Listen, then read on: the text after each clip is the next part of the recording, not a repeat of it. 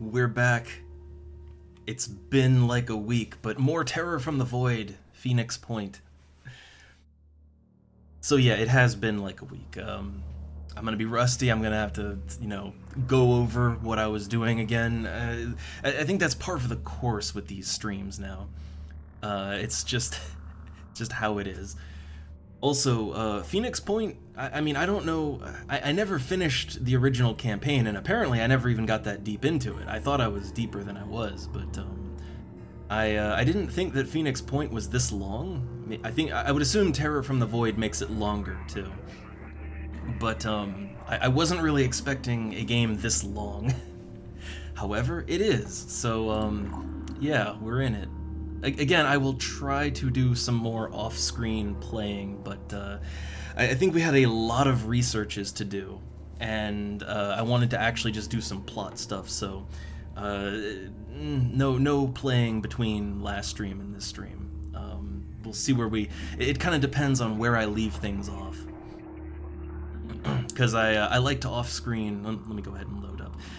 Like off-screening repetitive, protect the Haven missions or do another hive or whatever. Like that, that's fine. But I don't want to off-screen too much plot. I don't want to off-screen plot missions, and I don't want to off-screen like important research that we do that advances the overall plot. That I want to keep that archived. Also, as of the day of the stream, it's the Turkey Day in the U.S. So uh, have fun with that. Just doing a nice big roast chicken here, just to kind of for me here, it is just an excuse to get a little excessive with my food, right? It's an excuse to roast up a whole chicken, which is enough for two people, and then have some mashed potatoes and corn and gravy and all that good stuff. But it's not much more than that to me. Honestly, that's probably all it's ever been. But I'm okay with that. All right, so getting in here. Right, so the last time around, we actually we fended off the behemoth. I think. I don't think we lost any. I mean, before we lost a haven, but this round of the behemoth, I don't think we lost anything to the behemoth. Overall in the game, we've lost two havens so far, but that's. I mean, it's unfortunate that they were both Synedrian havens, but that's what we got.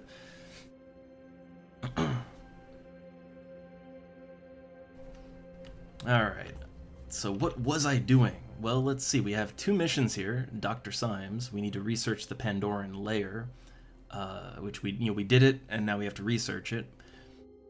We also need to research an Acheron autopsy, which I think that's also on the list, I think. And then we have the Pandoran telepathic nodule, which, do we have that on the list, actually? I'm not sure. The list is getting so goddamn long. Psychic influences. Oh yeah, there it is. Pandoran telepathic nodule. Okay. Yeah, this list of research is getting longer and longer and longer, and yeah, I do think we need more research points. I do. We have in 5 hours we have another research lab coming online, so that should speed things up just that tiny bit more. I think last time, like we're actually in a very good place for resources. Like I have all the food I need, plus we are earning food. I'd assume, actually I'm not sure. Like I'd assume this is a daily tick, right? Because in this game, the time scale is it's a lot faster than XCOM. I haven't been paying. I should pay attention to this, but I'd assume that that's like a daily tick, not like a monthly tick, because a month in this game, I think we're only like what we're probably only maybe a month into the game. This game runs on a very fast time scale. Like you're going hour to hour, not day to day or week to week in this game, like XCOM. But I mean, either way, food is okay. We're okay for food, and we're actually, for once, we're doing pretty good on tech and materials. Like we're actually good for most things. Last time around, I know I made I think I activated another base, and we have a satellite uplink coming here, right? So we're gonna get the satellite uplink going, and hopefully that'll connect these two bases so that we can actually get over there and help out if possible. Because you know that right now Australia's doing fine, but you know that ain't gonna be the case forever. I think we probably, at this point in the game, where look how red the map is getting, at this point I think we probably want to try and fill out the bases, though that is gonna get costly. Yeah, look at that. So activating a base now, it increases every time you activate one. So we're up to 150 tech and 900 materials just to activate it, and then that doesn't cover any of the actual structures within the base once it's up and running, because then you have to repair shit and get it functional. But yeah, I'd say we probably want to just get more bases as soon as possible, but we have, like, I'd say that we have a network of bases that gets the job done, more or less. Like, we have basic coverage pretty much everywhere. Probably want to get down here.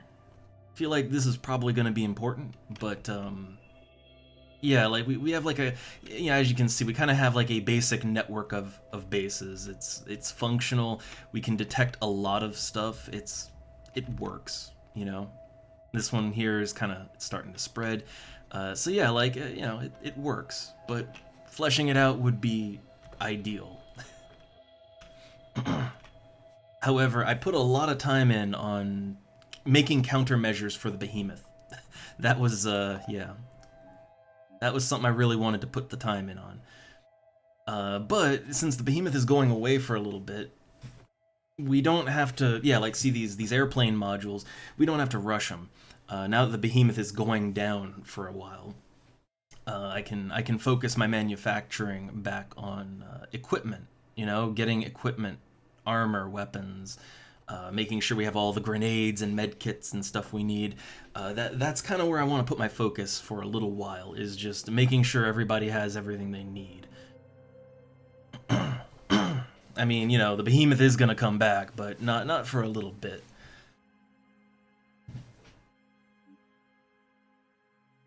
What is this thing? Oh right, yeah, we researched Phoenix shotguns, and I never did anything with that.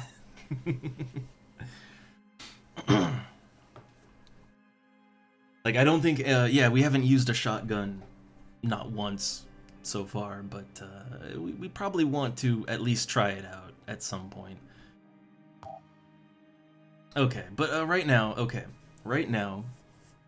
I wanted to learn how to harvest mutagen, because that is the 4th resource, and right now we literally can't use it. So yeah, I wanna get in on that. Armor piercing technology sounds quite important, so I want it. And then I want to make some plot progression, so the Pandoran layer. But there's a lot of shit. There's a lot of shit in here. It's gonna take us a while to get through it all. But today I was gonna try and do some of them plot missions, get some plot missions in. So the Dr. Symes stuff. Now, let's take a look. So I think my my 2 plane, or I don't think I used the 3rd one. The two fighter planes, I'm gonna send them back to base, and I'm gonna have them just kind of chill. PHB-1, that one has a. I have to make sure it actually has a vehicle bay. Okay, it does. But oh hey, they have a research lab here that I could repair. Wait, this lab doesn't have. Wait, this base PHB-1, it doesn't seem to have power at all. Oh, that's not good. Okay, yeah, let's fix that. I didn't notice. I actually did. Wow, how did I not notice? But yeah, this base has It has no power going, so nothing is, I guess nothing is really running like it should. And we shouldn't need a fighter for a while, so that's okay. But it has a research lab. There is another research lab here. I might want to get that up and running. It's only 120 tech and 180 materials. I might... yeah, hell, why not? The thing is we have... Think about it. We got so much stuff to research. And we do have a decent research speed, but 2 more labs would make that go a lot quicker. Because right now I do feel like I'm kind of falling... I feel like I'm falling behind in a couple of things, in a few areas, so this will at least help us to keep up with the research. Alright, so the Manticore Prime, last time around, it did... we did a nest over here. Got that in. Our standing with all the factions is incredibly good. Like, we're at 84% with both Sanhedrian and New Jericho. I am professionally sitting on the fence. The only one that we don't have that we don't, you know, we're not that high up with is the Disciples. The Disciples were only at 72, and I think we need 75%. I think we need 75% to be allied. We're close. And I gotta watch that I don't hurt the faction standing with the other two. But I'd say, like, yeah, we're doing good. I think with the factions we are in good shape. I wish the factions didn't all hate each other so much, but I guess what can you do about that, right? Okay, so Manticore Prime, they just did a mission. How busted up is everyone? Citizen Eileen has no stamina at all. None. Okay, so yeah, then I guess Citizen Eileen, yeah, she needs to rest, or we need to swap them out, so back to base. The Sphinx, oh, the Sphinx is also at base. They probably shouldn't both be at the same base, though.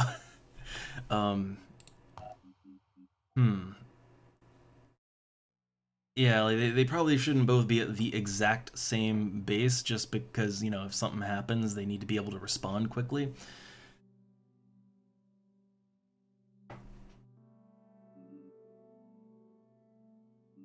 But, okay, let's see. We got a level up we can do. Bubsy can level up.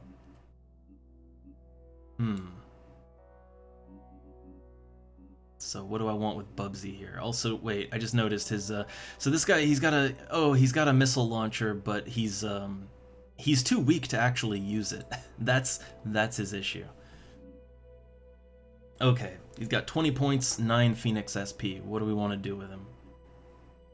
Get armor break, which so the thing is that the heavy weapons already shred armor pretty good. Yeah, the heavy weapons shred armor pretty nicely. If you add armor break to the attack, that would be that would just completely annihilate the enemy's armor, which, great, that's what I want. But I gotta look at what else we can get. If we save our points, I mean, shred resistance is always good to have. But oh, you can't. Oh yeah, you can't go wrong with this one, Master Marksman. So accuracy is increased by 30% when there are no enemies within 10 tiles. So the major issue with the heavies is that they... Like, here's the thing, if you use a heavy in kind of close range, like in close to medium range, the heavy weapons are amazing. They just, they kind of just demolish enemies. You know, they tend to eat through armor, they hit really hard. Yeah, close to medium range, it's awesome, but their accuracy is pretty low. So, like, if you try to hit something at a longer distance with the heavy weapon, you will miss like 90% of the time. So getting a 30% accuracy increase when you're kind of further than 10 tiles away, that'd be great. That's awesome. That would really help to counteract the horrible accuracy of of the heavy weapon. Which I'm trying to think. Like I noticed that our guy here, he's got minus 16% accuracy. Is that from the weapon or the armor? It's not from the weapon, though. The weapon itself is just inaccurate. It's the armor. Yeah, it's the heavy armor that makes him less accurate. That's actually probably why heavies are so inaccurate, is because the armor really drags them down. Okay, so that will help to compensate for the armor. Hopefully it works out. If we want to do anything else, we're gonna need more SP, either personally or Phoenix SP. Alright, but I think this crew, it's mostly ready, right? Burn over here could use some more stamina. Well, here's what we could do. Right now I think I'm using, yeah, so let's see. Right now on the Sphinx, I am using... Yeah, I'm using the quick response module. I really like the quick response module, but the thing is that it does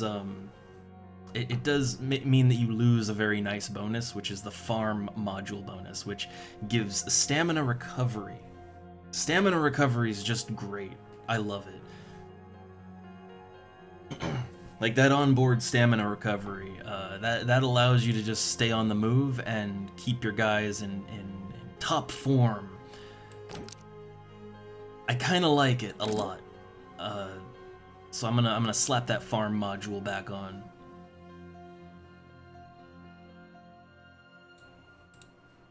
And I think that's kind of how I'm gonna do it. Like I think when there's nothing really critical going on, I'm gonna have the farm module on my guys. But when we need to be somewhere, then I'll probably swap it out to the other module that lets us get there quicker. Alright, I'm trying to think. So that's, okay, some logistical stuff dealt with. What else do we need to do? Where's this plane going? Where's the Firestorm? Okay, the Firestorm is going back there. I think, yeah, we have one over here that never went anywhere. And then we have another fighter. Yeah, another fighter's just chilling over here. The Aurora. It's got a restock. Okay.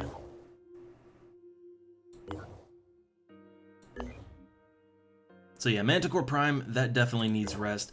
We have some low stamina guys in this team, but that's really all. We could put him back in. We could tag him back in.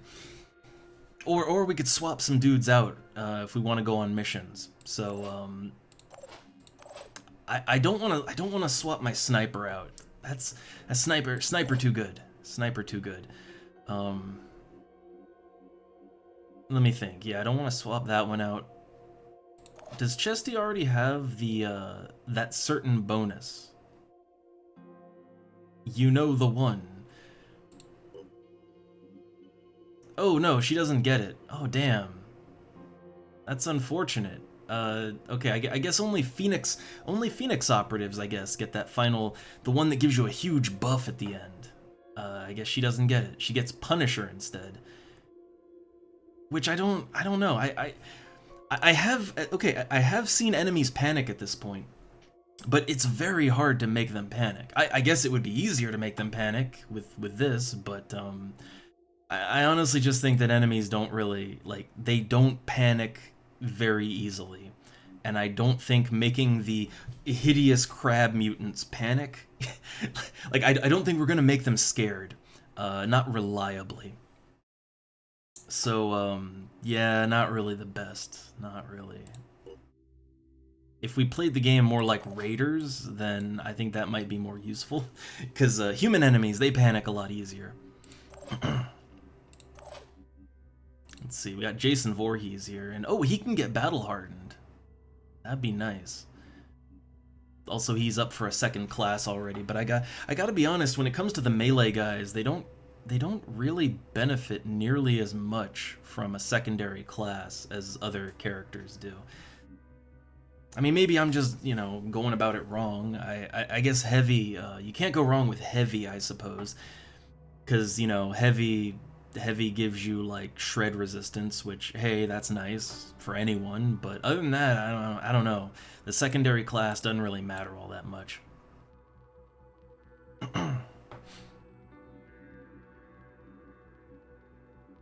So yeah, I wouldn't get him as secondary, but more speed. Hmm. Honestly, I think speed is number one for a melee. I think. Okay, so he's all good to go. Kramer, oh, we got Kramer to level up. He's just been sitting in base. I don't think we've actually used Kramer a single time, right? I think he's pretty much just been chilling in base the whole time. Ooh, Tunnel Rat. Plus 15% stealth, plus 1 speed. Well, stealth, I don't think. I think Technician is not good for stealth, yeah.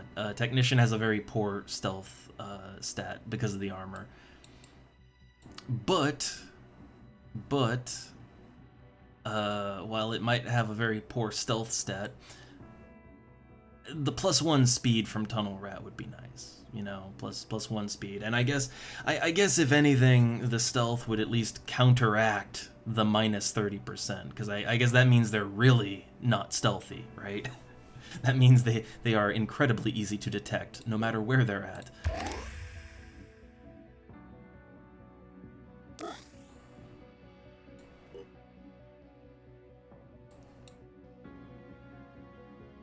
Okay. Then I guess that's that's good for those guys. So where's the nearest mission? They're both over here. Let's do it with the Sphinx. The crew is a little, as you can see, the crew. Some of them have, they have some stamina needs, but I think it's fine. Thanks to the farm module, we'll get there slower, and while we're getting there, we will recover stamina. So hey, that works. Okay, Aurora is repaired. Production of the Aeros CRB-3 is complete. This was Infiltrator gear, I believe, right? I think we have one Infiltrator. I think. We have La Expendable over here. I believe that's the only Infiltrator we got, I think. Right? I don't think we have another one.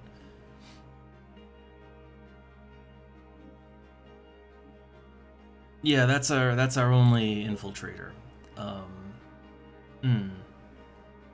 So they got a crossbow and a drone, a specialized drone, spider drone pistol. Deploys spider drones.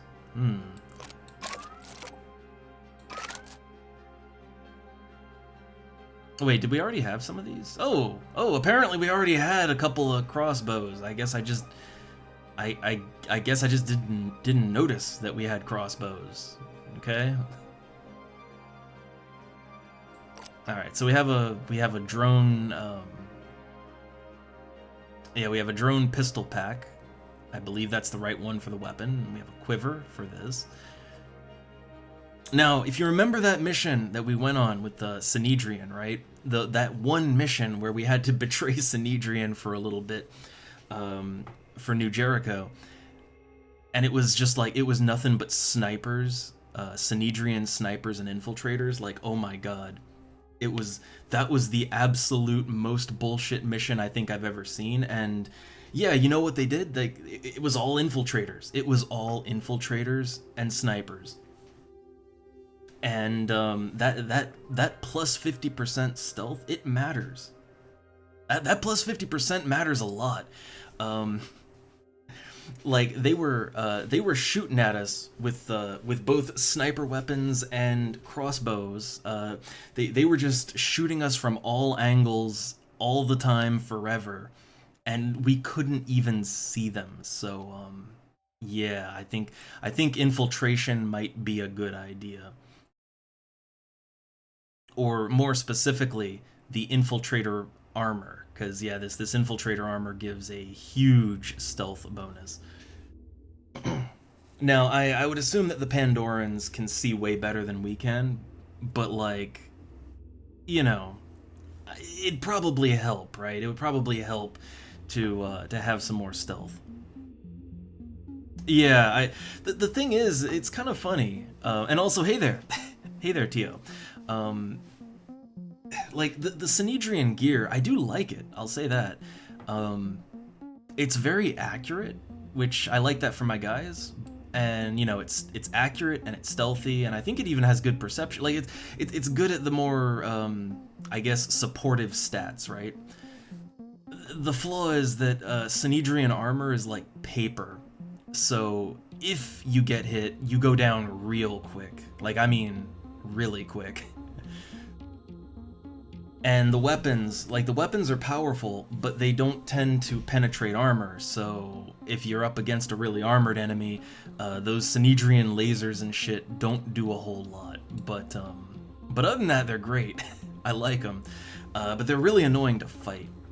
Because yeah, you can't see them. And so you're getting sniped from the other end of the map, and you don't even know what's happening.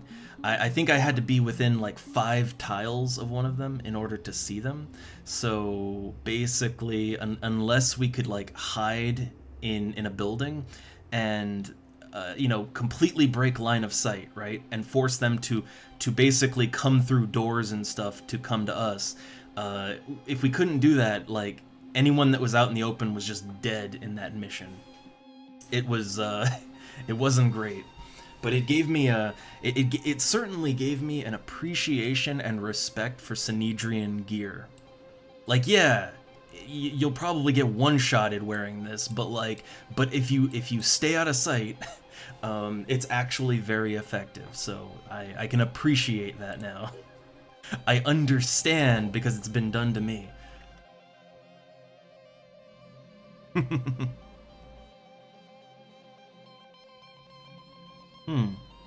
Okay.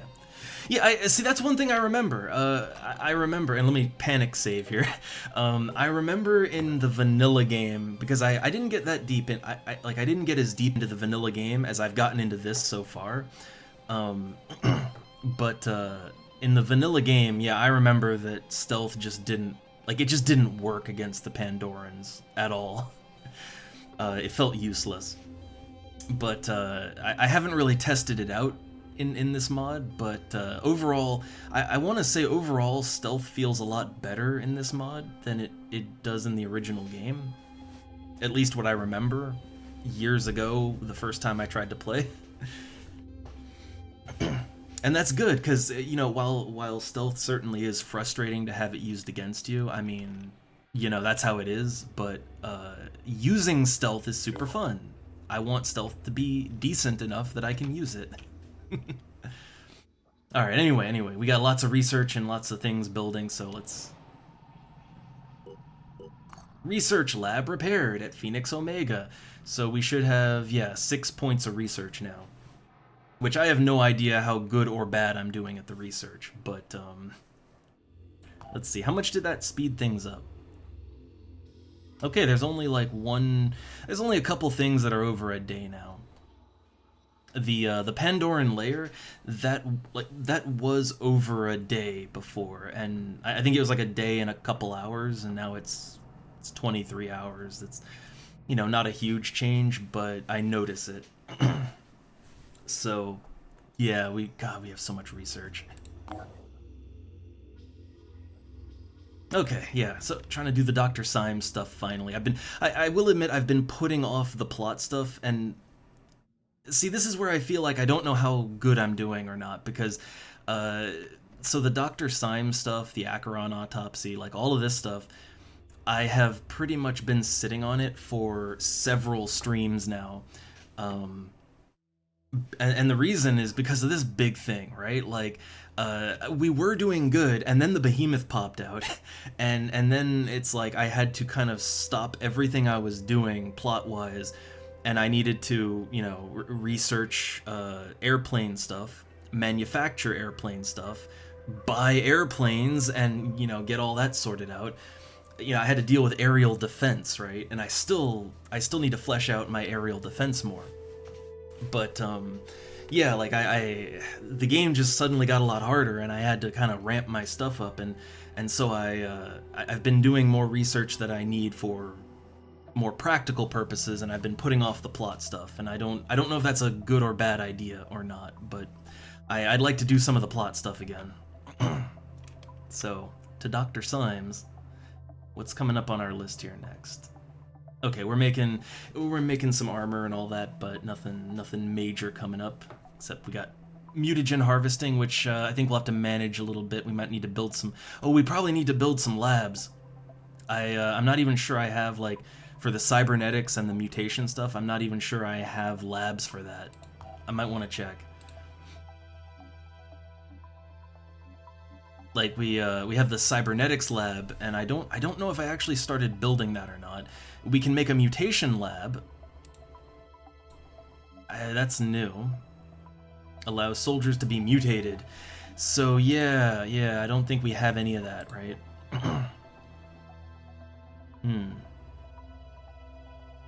Yeah, so at our main base here, that's probably where we'd want to do the mutations and stuff, but did I ever get around to making a cybernetics thing? I feel like our resources have been so tight. I probably skipped out on that, but I might have built it at one of the other bases. So I just want to give them a quick check, just to make sure. I do wish there was a better way to know, like, if I have said lab, where is it, right? But I guess I don't have. Guess I don't have one, huh? So I guess I need both then. Well, I think if I had like a cybernetics, if I had that facility already, I'm pretty sure there'd be like a bonus option, right? Where you can choose to mess with your guys. I have the archaeology lab. I think the archaeology, and I'm just checking again because I can miss things real easy. But I think we never. Yeah, I think I wanted to, right? I wanted to make the cybernetic stuff, but then I think resources got incredibly tight for a while because of the behemoth, and that sort of put it off. So, okay. That's what I was thinking. Yeah, I don't see an option for any of that, so I'm pretty sure we don't have. Yeah, okay. So I'm trying to remember if it matters, like which, like I'm trying to remember if it matters which base the lab is in.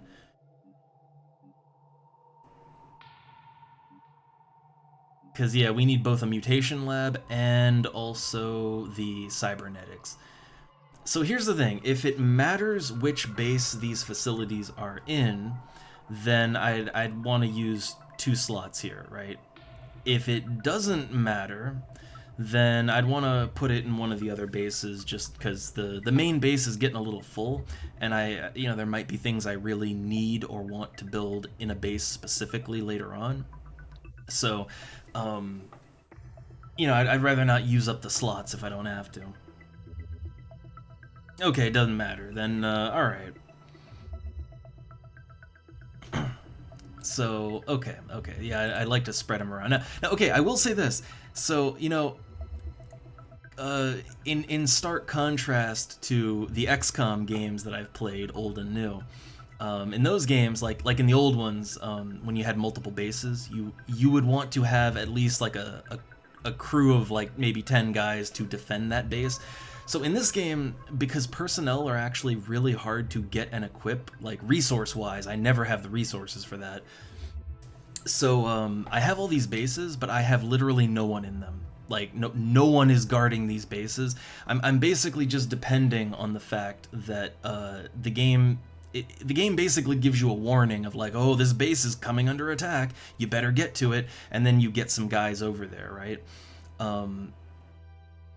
Like that's how I've been doing it. We've had one base attack so far, and that worked. I feel like probably it'd be a good idea to eventually have guys at the bases, but that is like too much resources, right? So I hope it's okay that I have all these bases and they're not really properly defended at all. I'm just relying on me getting there in time to deal with the threat, you know? Okay, yeah, I mean, I have those speed modules now. I have the modules that add 250 speed, and man, I notice it. Like, I notice how much quicker the Manticores get to their destination now. So I think with that, and, you know, I usually have, like, 2 passenger planes. I need a third one, but I have 2, and they're kind of, you know, spread out between Europe and the Americas, and that's pretty much how I deal with things, is just send those 2 planes to places with the speed module on. I don't know, so yeah, so far it's been working out.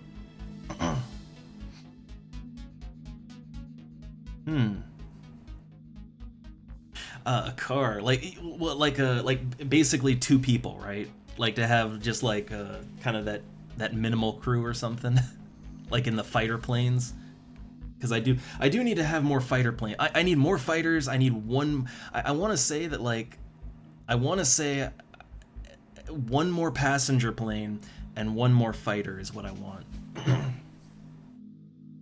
maybe 2 more fighters. I'm not sure. I don't know. The Behemoth is kind of it's kind of a wild card. Kind of a wild card at this point. Okay, Phoenix Forward Command doesn't have a whole lot going on. I mean, I got my archaeology lab over here. So yeah, I guess I'll go ahead and build the well, let me see. Do I have the resources for all of this? I don't think I do. Okay, the mutation lab is actually kind of tech light. It only needs 75 tech, and yeah, it's mutation is easier than cybernetics. That's good.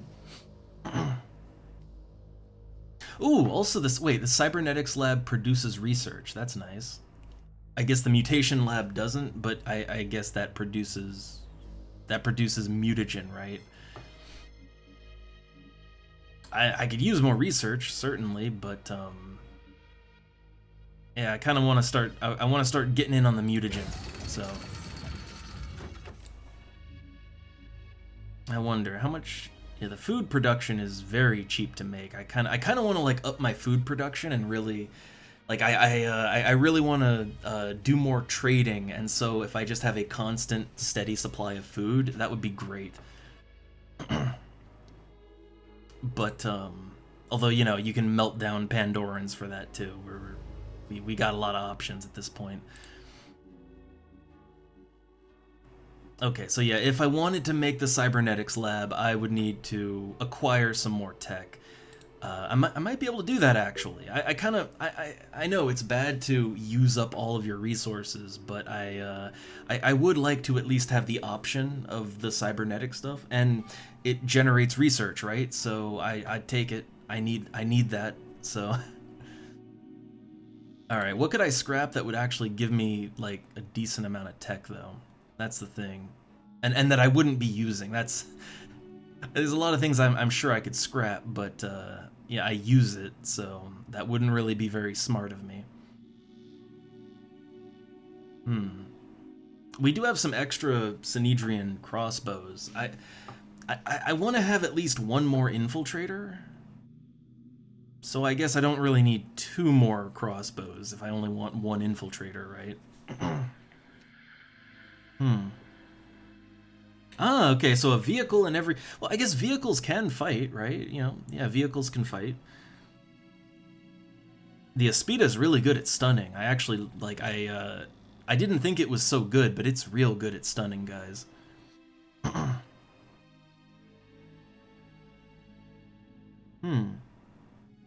But yeah, I mean, I want to make more use of vehicles in general. Like, so far, we got the 1 free Aspida, and I haven't really been doing anything else with vehicles.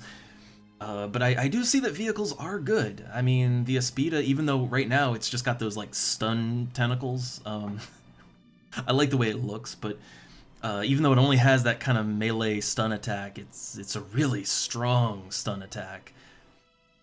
And the tank itself is quite good. Like, it's tough and it's a support tank. I should use vehicles more. I really should. Okay, so I do have some things I guess I could, like, melt down and all that, but I don't know. I guess we'll wait, right? We'll wait on the we'll wait on making the cybernetics lab. The mutagen one, that's a little more important to me at the moment. Just because I want to actually be able to do something with the mutagen. And I remember if I don't know if it's in Terror from the Void as well, but at least in the base game, I seem to recall that you could make like these weird clone mutant guys that were immune to the fog. I don't know if they kept that in Terror from the Void, but if so, that would definitely be a reason to get into the mutagen and all that. Alright, so yeah, I don't quite have the tech to spare, but I got plenty of materials, so I would actually kind of like to just make more food producers. Like, I'd like to have enough food that we can just trade food for tech and materials, and, we don't have to worry about it, right? So let's see, which base? Oh, this base does not have a whole lot going on. Oh yeah, there ain't much going on here, so let's go ahead and it's only 40 tech, and 200 material. Like with a cost that low, right? With a price tag that low, I'd say I could even maybe make another one as well.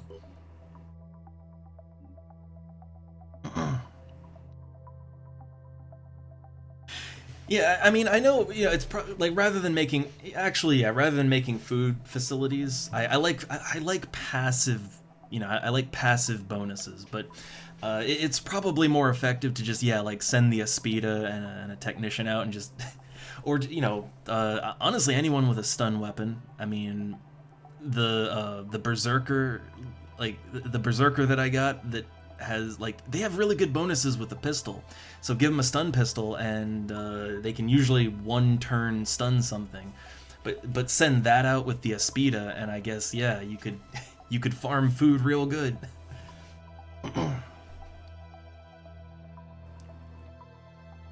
Alright, ooh, gotta fabricate. I don't think I need a fabrication facility, right? Like, I have enough, I'm not making that much stuff. Okay, yeah, I guess for now that's good. I do want a little more food production. I want that. But, like, we don't need to go overboard. Oh, also, are we sitting on any Pandorans that we can melt down? Let's see. So we got a Poison Worm, a Mind Fragger, and a Siren. And they're not even worth a whole lot, but I would assume that we need to research these guys still, right? Oh, I think they're already on the list, right? Yeah, they're on the list already. Okay, yeah, they're on the list, so I guess that's not so important. So, man, we're getting into the logistics here. But that's kind of my favorite part of the game. It's a little stressful, but it's my favorite part. All right. Research complete. So we can now harvest, we can now harvest the mutagens from captured Pandorans in the containment facility. I swear we had that option, but ooh, plot. Do you really think the answers we need as a species lie in Pandoran biology? In plundering the invaders for their mutagens? The disciples believe that humans need to evolve, to mutate. But don't you see the inherent misanthropy of this philosophy? Blaming humanity for what was done to it by an alien aggressor? The very premise is profoundly unethical. If we start telling ourselves that we need the Pandorans in order to improve ourselves, how are we any better than the collaborator who tells himself the enemy will make things better in the long run? I should have figured that this would put us at odds with New Jericho. So again, I'm trying to sit on the fence here. I'm really trying to, like, ride that fence real hard. So I don't want to don't want to make them overly angry, but I don't want to take their side too much, because when you do that, then everybody else hates you. So let's see. Recognizing the that feels like it's that's disciple points, but which we do need. We do need those disciple points, but we don't want to lose too much with the others. And we do what we must to survive. And then this is none of New Jericho's business. I mean, I don't know. So to me, I feel like this is the anti-New Jericho one. Well, I mean, I don't know, both of these kind of... No, that feels like it's more the anti-New Jericho. This one feels like it'd give you disciple points, and this one feels... I don't know, this one feels neutral to me. So I'm gonna go with we do what we must to survive. Because, I mean, that is kind of what we're doing here, right? We're just taking all the technology that might help us one way or the other. Perhaps, but at what cost? One could argue that the Pandorans themselves are a form of survival. They are part human, and they are alive, so there is biological continuity between us and them. But do they contain any of what is worthwhile about humanity? Okay, I will accept this. That's a -1 point. That's fine. That's nothing. Alright. Now the next research, Pandoran Layer is for plot progression, and that'll give me a lot of tech and materials and stuff. That would allow me to make that cybernetics lab, would it not? But then again, I mean, so I'm gonna be straight. At this point in the game, what I'm noticing is that there's a lot more enemies that have armor, and that armor is really fucking hard to breach. Like Synedrian, the Synedrian weapons, especially the sniper rifle. I love that thing, but it has like no armor, no armor penetration whatsoever, and you feel it against a lot of the enemies that are popping up now. So I feel like armor penetration, and it's a bit of a diversion, but that and then the layer. Also, personnel is just flashing here, so what do we got? Oh, new recruits. Do we want a new recruit? That is the question. Oh, a priest. We don't actually have a priest so far. That's the priest is I think that's the one class we don't have just yet.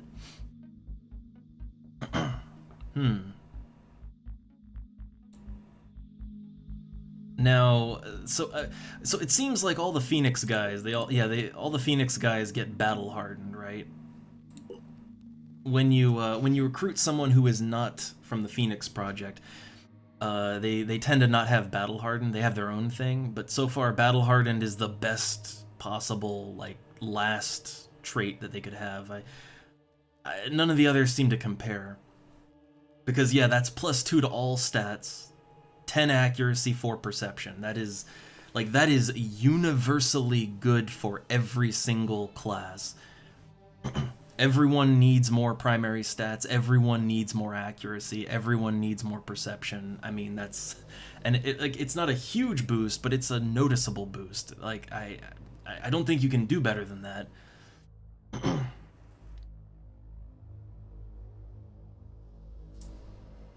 So yeah, I guess I'll go with the priest, just for something a little different. I mean, that's a psi unit, right? Which, that's one thing we don't have so far. Okay.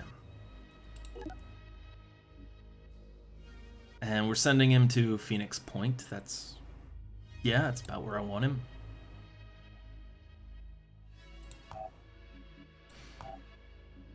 Okay, so this new guy, Oliver Martinez. We need to rename him to something meme-worthy. But also, what kind of gear do these guys use? Do we even have equipment for him? What are they proficient with? So they have proficiency with viral weapons. Huh. And this guy can use a jetpack. Huh. Not sure what to make of him.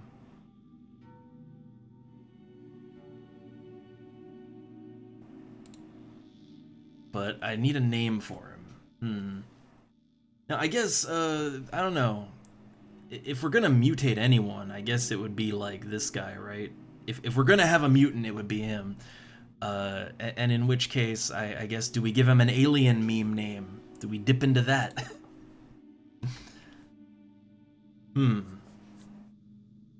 Let's see. I'm thinking of you know what? Yeah, this guy's gonna be a hybrid eventually.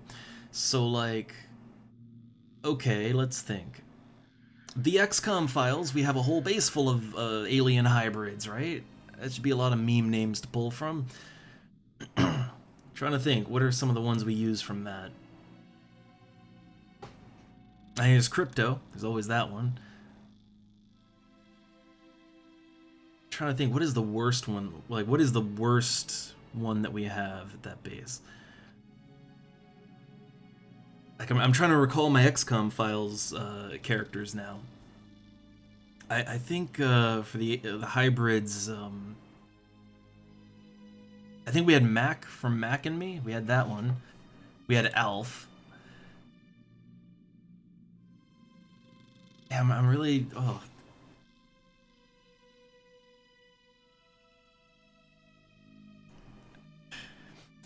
Yeah, I mean, from what I saw, the mutation stuff, like, there's some good mutations for psionics, I think. And I mean, like, I don't know. I guess, do they have, like, I know there's a head for that, right? There's a head for that, but like, do they get any psionic abilities just normally, like if they're not mutated even? But let's see. We'll go with Mac for now. From Mac and Me. I mean, okay, they have mind control. Yeah, like, okay, so they get next level, they get mind control. Gain control of an enemy with willpower cost equal to the enemy's current willpowers. Costs 1 to 10 willpowers per turn to maintain. Man, how the hell are you gonna maintain that? Like the Pandorans generally have pretty high willpower, right? And yeah, like how the hell do you maintain 1 to 10 willpower per turn? I don't know, that feels like it's going to be really hard to actually make it work. Okay, yeah. So, I mean, I guess you technically could... I guess you could technically not mutate them, right? Like, you could... You could not mutate them, and just... They do have the abilities. They do have mind control and panic and all that good stuff, so... I guess technically you could just simply... play it normal, basically. But I guess it would be really hard to actually make anything. Like, I'd assume the mutant parts would help with the, you know, the costs and stuff. I assume it would just help to make things go smoother. But either way, I don't actually know what kind of gear do these guys use. Yeah, let's filter for priest. Okay, so it looks like priests use oh, okay, so they use virus weapons specifically, not really shotguns, but virus weapons specifically. So okay. We already have a magazine for this, so that's good. But okay, one virus weapon coming up. And then what about armor? What do they use for armor? Okay, so for armor, they had this, and I guess they have mutant parts too, right?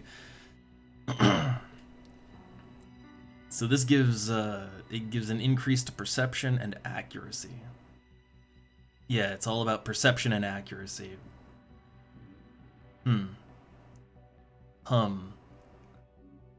Well, I guess it's fine.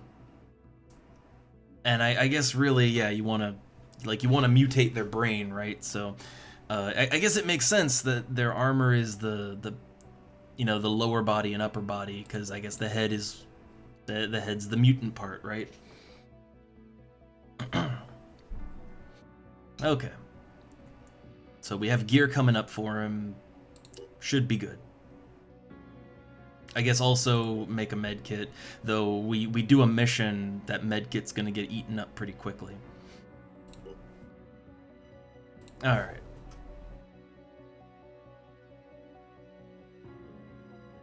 Ah, okay. Yeah, I figured that, like, the the mutant parts are probably what makes it work. Though I do kind of, I like the idea of just having a psionic guy, like, like in XCOM, you just have your psychic guy. But I guess, it fits the theme of the game that being a mutant really, really, really helps with the psionics. Okay, so two things just pinged. I'm not sure what the second thing is, but we got the body armor's going. When the full suit of New Jericho armor is done, I was gonna give it to one of the assault guys, but not until it's done. And then it sounded like something else pinged, but I don't know what that was. Didn't give a notification. Oh, Firestorm rearmed. Okay, that's good. Now, before we go to that, like, I don't know if these are missions or just, like, exploration things, but either way, I like to save before I go in. Okay, no, this is a proper mission. Alright, so the archaeological site may be related to the antediluvian civilization discovered by Randolph Symes III. If we secure it, we may be able to figure out where Symes went next. Okay. Man, finally, we're doing a plot mission again. It's been forever, right? I mean, I do feel like we have been doing stuff, right? Like, we haven't been advancing the plot threads that will beat the game, but the main thing that I've been focusing on so far is, like, well, just developing technology and stuff to counter the various threats that have come up, because I always feel behind on that. But the other thing that I've been doing is I've been getting all the like, look at this. We're once they're up to 75, we'll be allied with everyone. We have open free access to everyone's technology. Like, that's great. That's a really good place to be in. Like, you get so many goodies by playing friendly with the factions. So I've basically just been doing faction stuff. But I feel like that'll pay off. I feel like having such a good relation will pay off. I hope so, anyway.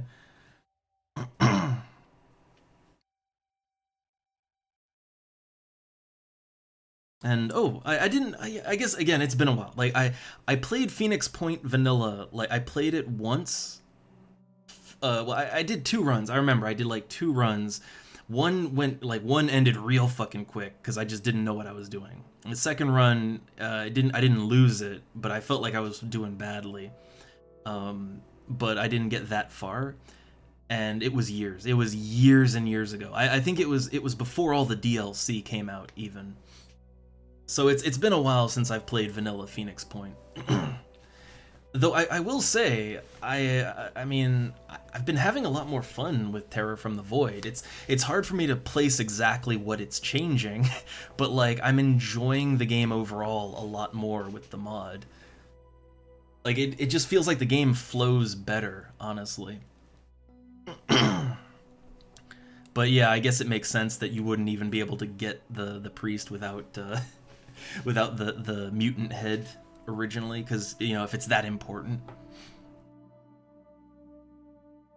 But I like that they give you the option. I mean, technically, I guess you could make a priest that is kind of weak on the psi, but maybe hybrid him with something else, and, like, just do something crazy, right? Which, yeah, it's nice to have the option. It's nice to have options.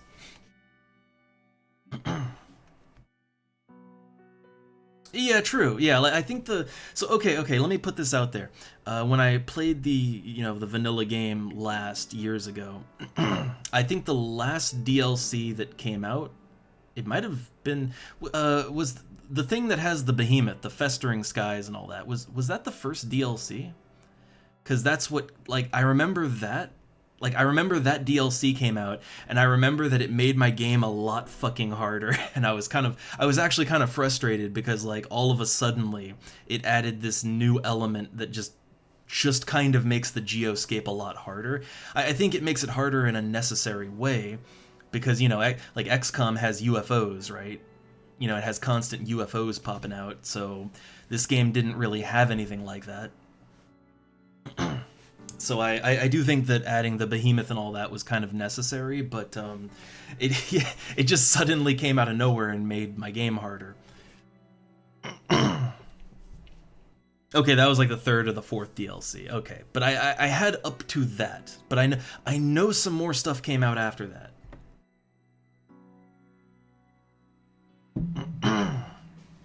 Though I will say this game doesn't have that much DLC compared to a lot of other, you know, I'm trying to remember how much DLC like XCOM 2 had. I remember that had quite a bit. But compared to a lot of games, this is very DLC light, which mixed feelings on that. On one hand, it's nice that you know, it's so nice to buy a modern game where you don't have to pay $2,000 to get the full game. You know, like so many games now, they have like 10 years of DLC, right? And it's like, if you look at the price to just get all the DLC and the game, it's ludicrous. It's nice to play a game that just kept it basic, but at the same time, I do feel like this game could use a lot more. Like that, I honestly think Phoenix Point's biggest problem is just that it needs even more. You know, like more character customization, more stuff going on the geoscape, more, you know, more variety in the missions, like just more, right? More is what the game needs, which I guess mods, you know, the modding community could make up for that, but this game doesn't really seem to have too much of a modding community, unfortunately.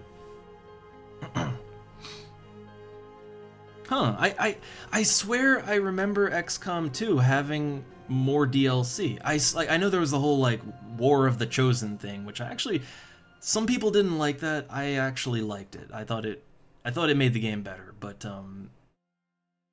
I swear I remember it having like a lot of DLC, but maybe I think what I might be remembering, because it's been years and years, it had a lot of good mods. Like there were a lot of good, well-made mods for that, and I guess I might just be confusing that now.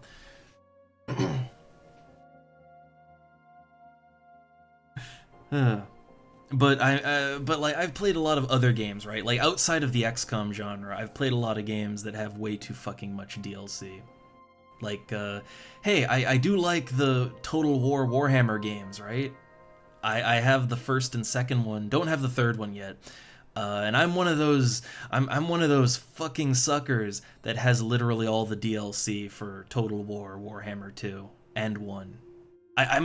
Okay, to be fair, one thing I really like about that series of games is that from 1 to 2 to 3, all the DLC is cross-compatible. I love that, right? So like, you know, all that DLC you got for the first game, it's boom, it's in your second game too, and then on to the third, right? Like, I honestly, if you're gonna have a shitload of DLC, that's the way to do it. You know, so that you don't feel like you're rebuying hundreds of dollars worth of DLC every game, right? That's the way to do it, I think. But still, it's a little frustrating that some games are so DLC heavy. Anyway, that's our little aside. Let's do this thing. Finally getting back to the plot of the game. Can anyone get upgraded? I'm not sure. Let's just do a quick little check here to make sure we're not leaving anyone behind on stats. I really want to get Burns' speed up, but I guess it's fine. Willpower. Ooh, Burns only got 8 willpower right now. I'd assume because of the delirium and low stamina. That could be a problem. So I'm gonna bump that willpower up. I know it's a problem now, but like, yeah, it's a problem now. Exactly. Okay, Vexus, I mean, he needs a lot of things.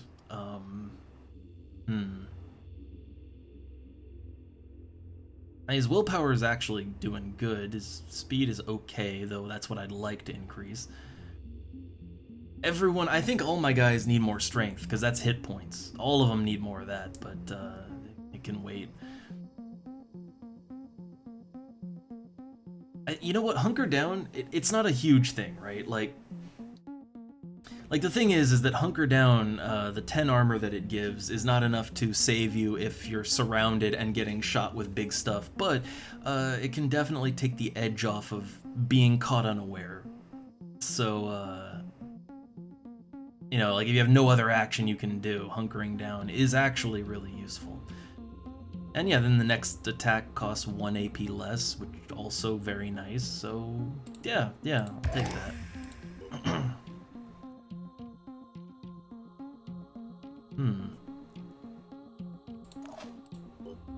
Alright, and then Jacob here, oh god, yeah, he's like, his willpower is super low right now, so I'm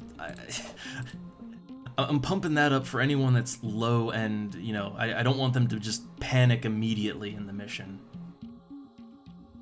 Okay, I mean, his willpower's fine. Speed's what this guy needs. I'd say he's okay for now. I think Bubsy, yeah, we did the leveling up with Bubsy. We got him Marksman. And Sophia doesn't level up anymore, but so she can't level up anymore because there's only 7 levels, but she still gets SP, so still need to max her stats out. But this looks fine. This all looks good to me. So get in there. But yeah, Tio, like I did play a lot of modded XCOM 2. I'm gonna be honest, XCOM 2, it felt... I like how it plays, like gameplay-wise, I liked it, but story-wise, it didn't really do it for me. It didn't really do it for me. I like this, like, I like the overall story and the gameplay flow of the first modern XCOM game more than XCOM 2. But I like the character customization and just the actual, like, feel of gameplay. I like that better in XCOM 2. It's weird. Each game kind of, you know, does things a little different. Though I felt like stealth in XCOM 2 was a little undercooked. It just felt like stealth didn't really matter that much. And I hated how there were so many timed missions. God, there were so many timed missions in XCOM 2. And I absolutely hated it every time. Okay, what do we got? Revenant resistance. They've gained shred damage. Wait. Oh, that is gonna suck. that is gonna absolutely suck against this type of enemy, because it's basically just an armored tank, and now it's resistant to shred damage. Oh goody.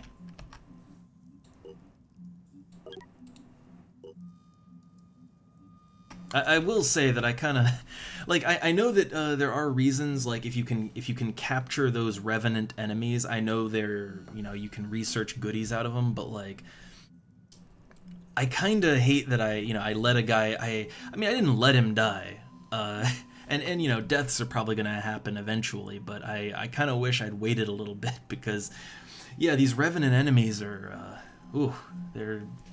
they complicate things.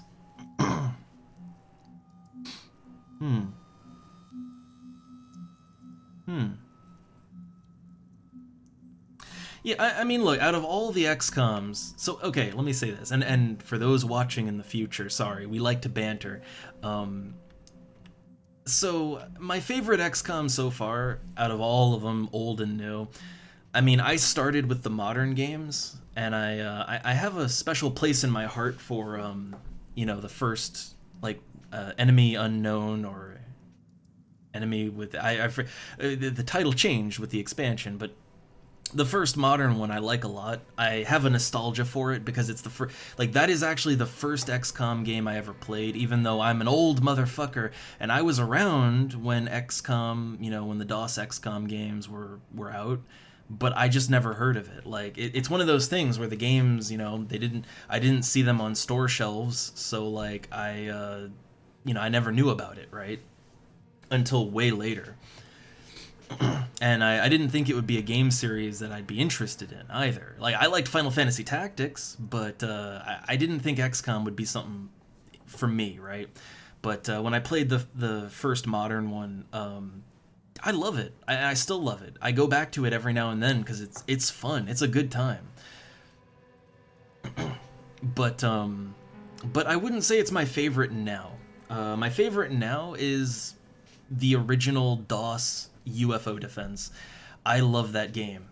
I absolutely love it. Like, ever since I got into that one, after I played the modern ones, despite its age, despite what it looks like, I kind of love how it plays a lot. And there is such an active modding community for the old XCOM games too. Like, you know, like the XCOM files, right? Like, I kind of love all that. So I'd say that's my favorite now. Though I still do every now and then play the first modern one. I like XCOM too, but I don't know. I don't really revisit it very often. I think I did play XCOM 2 with like a long war mod, and it was a little buggy, but I liked that more than the original flow of XCOM 2. So I don't know, like, it's weird. Everybody has their preferences when it comes to XCOM. Like, for me, I like the first modern one better. Maybe that's just because it's the first one I played ever. It was my intro to XCOM. So I have that nostalgia for it, but like, I don't know. I'll say this: I don't think there's a bad XCOM game, except maybe Apocalypse. I tried. I've played every XCOM game, but Apocalypse, I really tried. I tried to play it, but it just wasn't happening. It wasn't working out for me. Like, I don't know, something about how XCOM Apocalypse looks and plays is just, I just couldn't get a handle on it. But then again, it might not, like, I don't think it's necessarily that game is bad, it's just kinda, I don't understand it. That might be it, right? I don't understand it. But anyway, let's see what we can do here. So yeah, they got that resistance. Oh, what's this guy? I kind of didn't even really, like, notice him. He's, okay, he's got a rifle, which ain't too bad. But he's quite a distance away. Quite a distance away. Smooth Jazz here has, yeah, they got that increase to accuracy, so they might be able to actually hit something with an Overwatch shot. Maybe.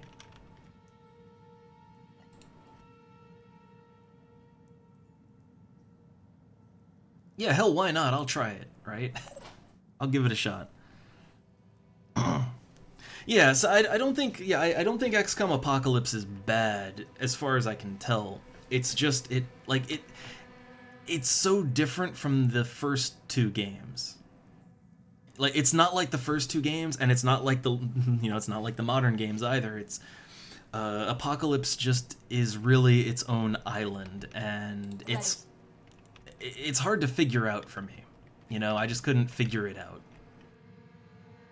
Couldn't get what its deal is. Oh, Sophia might actually be able to get something going with this guy. Feel like maybe get a little closer though. Like maybe getting a little closer would help here.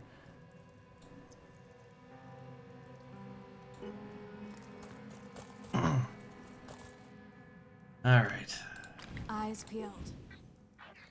Feel like she can maybe pull this off. Maybe do a little something.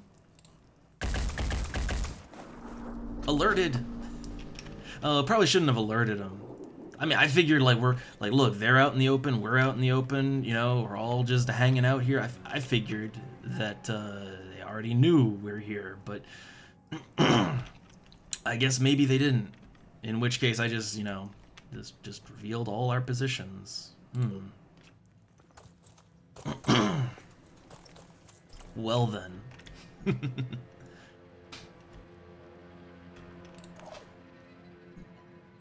Okay, let's get Bubsy a little closer. His Overwatch is only 1 point, okay. Well, where's a good spot for Bubsy, for the Bub Man? Loud and clear. I at least want our guys to be in some kind of partial cover, you know? At least a partial cover.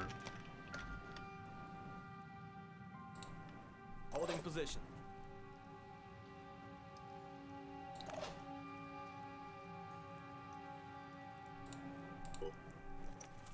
Now, Burn's got very good accuracy, so maybe Burn can hit one of these guys.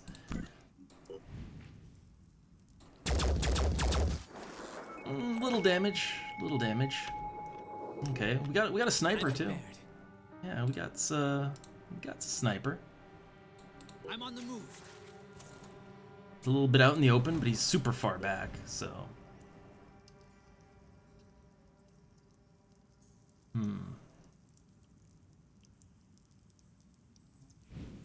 I don't know if it's really worth it to take the shot on that.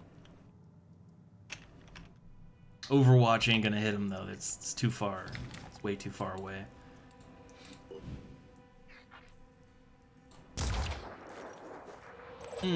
Okay. Well, let's see what they got. I'm ready. Bring the pain on. As I figured it probably wasn't gonna work, but it was worth a shot.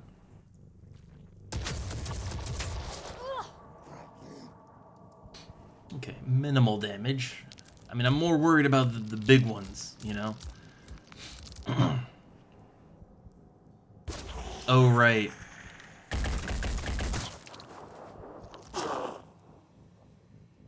I forgot about the big acid fog. I hate that. I hate that acid fog. I hate it.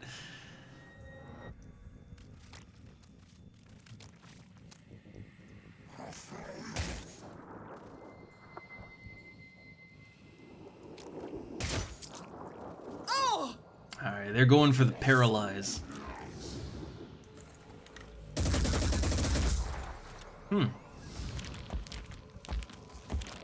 It did 8 points armor damage. So the big, yeah, that thing shoots worms out if I remember right. Which that gets messy. That gets messy the longer the map goes on.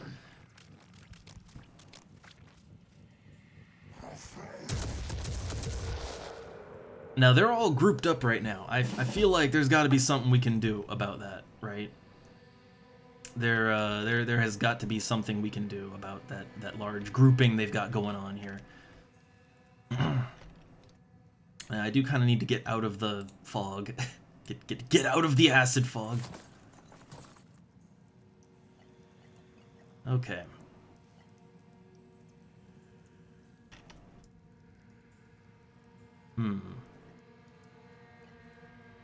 I mean, he's not really in a good spot to do much of anything.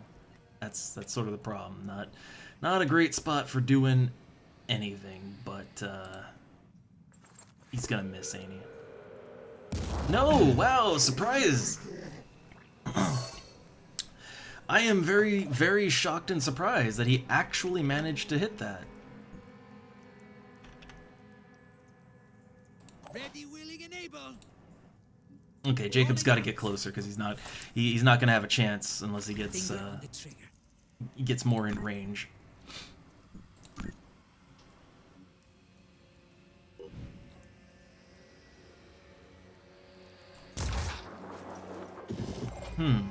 Leg shot.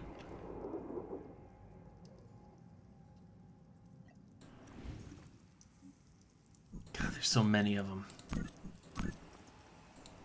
And they have like they have a very annoying bonus trait right now. So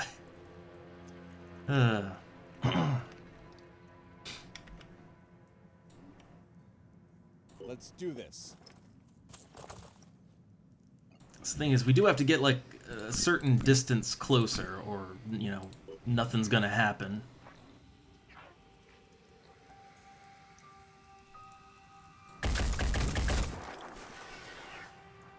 Moving to coordinates.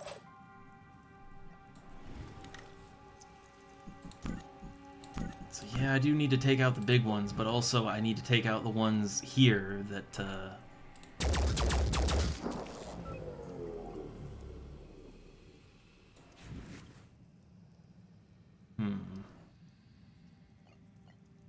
I'm not gonna have much of a hit chance if I, yeah, if I do the quick aim, hit chance is gonna be way too low. Okay, one down. One down. Acquiring target. So, major problem here is that, yeah, they got that nice, They got that real nice, armor, you know, that shred resistance. Oh, goody. See, going for a shot like this, oh, that's... because we have grenade accuracy so that it goes wacky. So you kind of want to go for like a sure thing.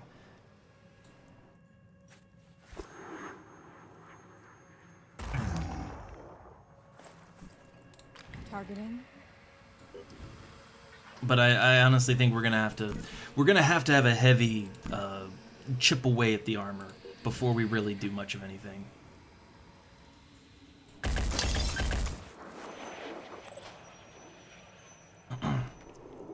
Which, speaking of, On my way. hey, we got a heavy right here. Oh yeah, we do have the Deceptor. Or the Deceptor is what we're using. The Fury too. So this thing does 70 blast damage. Affects all body parts caught within the blast radius. So it does 10 armor damage, 70 blast. Launching a missile only takes 1 action point, but you know, we saw how effective the missiles are, right? We saw how effective those back-mounted missiles are when the enemies used it, and like more than half the time the missile just blew up on a piece of scenery. They're not the most accurate.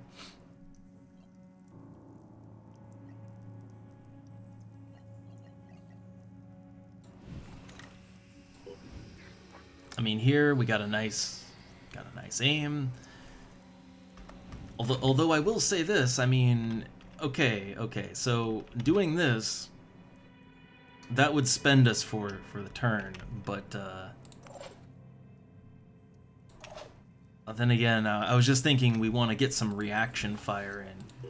But then again, reaction fire, that could be bad for him. That could be bad for Smooth Jazz.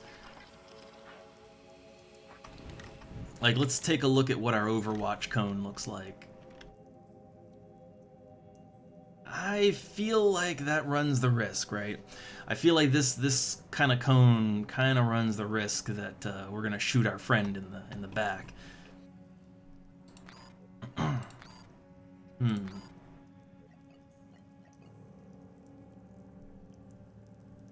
But this is only 1 action point. Only 1. So, I mean, yeah, it's only 1 action point, and it's got the good armor ripping and all that stuff, so... I feel like we should go for it, maybe. Let's try it out. You know what? Haven't used them yet. Great camera angle. You like that? I mean, it did some good damage there. Okay, so even though it only costs 1 action point, you can only use that once per... Okay, yeah, you can only use that 1 singular time per turn. Gotcha. We could still throw a grenade. We could still do that.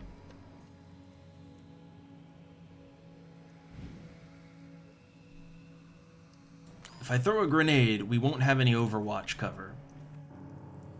I feel like this is probably more useful, though. I'll keep my eyes open. That's all we can do. So we gotta watch out for that thing. Oh. Well, I mean, hey, I guess that works, right? That does in fact work. Oh my god. The jank as that tree went down.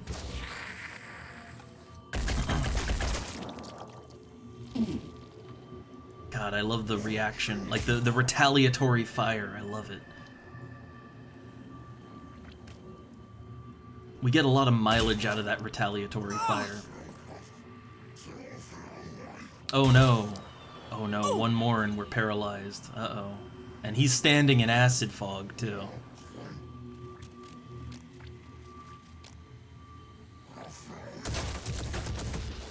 Oh yeah, our sniper is kind of just standing out in the open.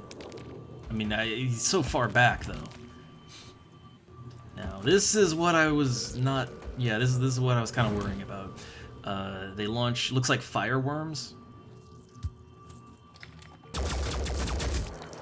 Just like target practice. Ooh, nice. Succeeded! Okay. Oh, wow, yeah, everybody just unloads on him when he does that. Cool. Alright, alright. Oh, he's gonna do it again? No. Okay. But, I assume... I assume we got worms now. Receiving loud and Yes, we got worms. The sniper could deal with that. Pretty sure sniper...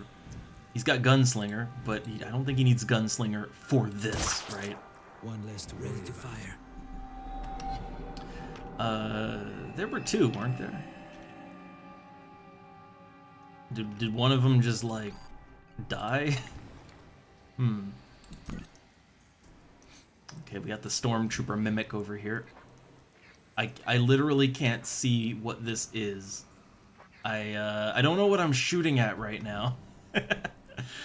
Yeah, I don't know what I'm shooting at. Shoot anyway.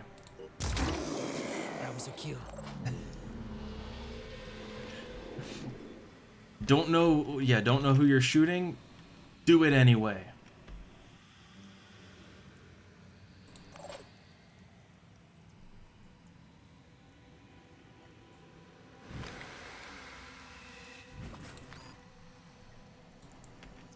This grenade, I think the grenade would, I'm a little worried the grenade is gonna get stuck on the tree, to be honest. Little worried about that.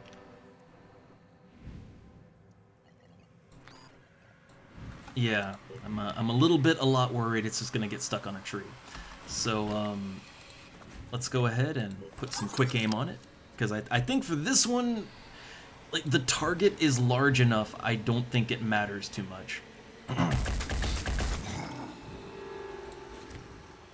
Yeah, the target is the target is basically the size of a barn, so you know, hard to miss it.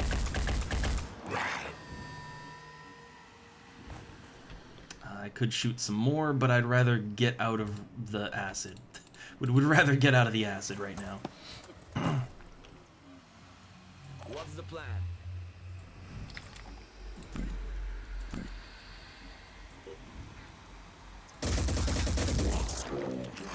Okay, no more worms. Great. Get out of the acid.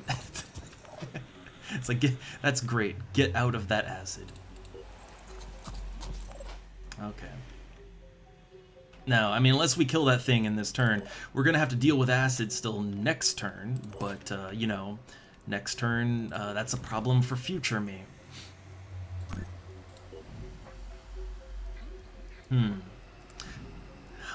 So the thing is, that acid mist and all that, yeah, that sucks, but it's dealable. Like, honestly, the whole, like, acid mist, as long as you don't stand in it, right? As long as you don't stick around in the acid mist, it's really not that bad. So I want to kill the guy that can actually do something. Took one down. Alright. So, is it gonna suck when the whole map is full of acid? Yeah, but until then... Okay, no, not a good shot. We need to get out here a little bit more. and not in the way of the tree. Here I come.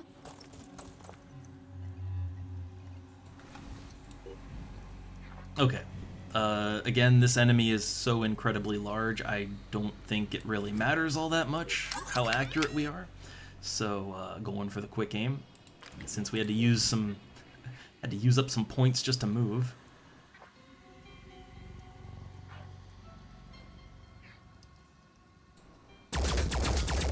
Okay, leg disabled.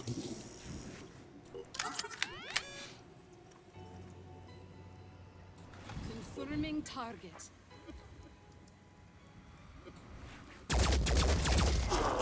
Succeeded. I can't do it more. Cannot do that anymore this turn. Then I guess just try to get burned like out of the straight line of fire here. Okay. That's the only thing left though, right? Oh, also I just noticed the actual objective of this mission is to retrieve evidence. I just realized, yeah, this isn't a kill all mission, it's a get the goods mission. I kind of just didn't even really notice that. I was in kill mode. What can I say? On the mark.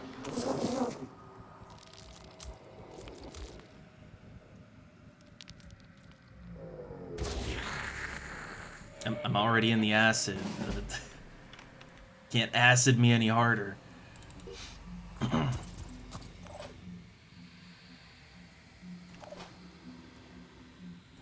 Well, hey, we could jet jump over here and just grab it, right? But maybe kill that thing first, actually. Maybe do that. We have people all the way over here, so... All I need is a clear shot. That should be a kill. So there's no more enemies on the map. Yeah, they're all dead. I think, anyway. So let's grab the goods.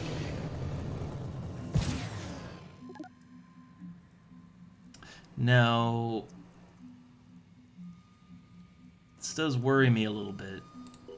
It worries me a little because it's like, oh, now when I activate that, is that gonna trigger something, right? Okay, now let's do it. Oh no, okay, no, that was it. Huh. I thought we were gonna like have to suddenly I thought something else was gonna pop out and we'd have to deal with that. Okay, so no one leveled up, but you know, 10 SPs all around, 10 skill points for the pool. Area secure. I guess okay, so I'm assuming how that could have gone down. I'm assuming that if we activated the thing and there were still Pandorans on the map, I figure you would have two options, right? Either you kill everything then, or you leave, I would assume.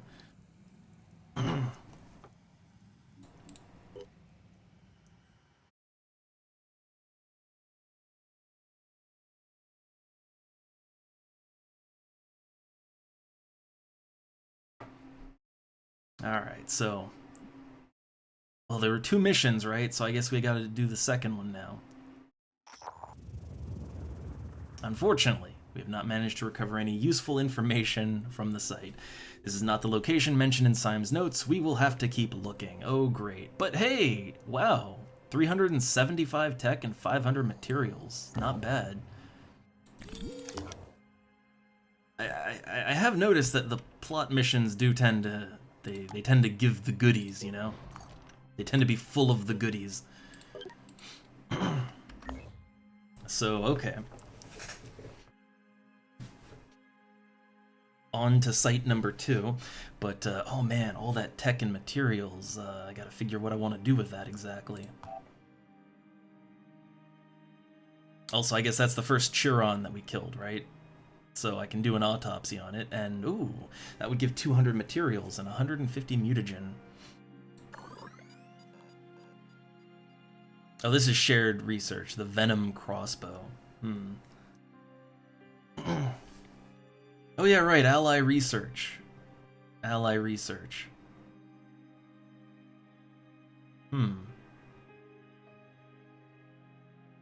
Oh, so this armor-piercing technology, apparently that's helping an ally to do some research. I don't know, I just feel like armor-piercing tech is... I feel like that's incredibly useful at this point in the game. But, okay, so with all the tech and everything we got, well, it's not enough... We don't have enough materials, oddly enough. Funny enough, materials are starting to be the bottleneck. We don't have enough materials to build another base or anything, but I could make that cybernetics lab. Like, I think I could make the cybernetics lab and not feel bad about it now. Before, it's like, oh, I could melt a bunch of shit down and, you know, we could make that cybernetics lab, but it would kind of wipe me out for resources. I'd feel very guilty about it. I guess that's the thing. I'd feel super guilty on it. But no guilt now. We're good for it. So I'll go ahead. We have a mutation lab coming, so I will go ahead and build a cybernetics lab. It's half our materials and half our tech, but I do think we're okay for it now. Yeah, bionic body parts and research. More honestly, the research is probably what I'm going to get more out of. Honestly, I would kind of like to keep as many of my guys human as possible. I'd like to not mutate and not, you know, roboticize them. I'd like to keep most of my guys just normal. Also, I remember that stuff is kind of costly as far as resources go.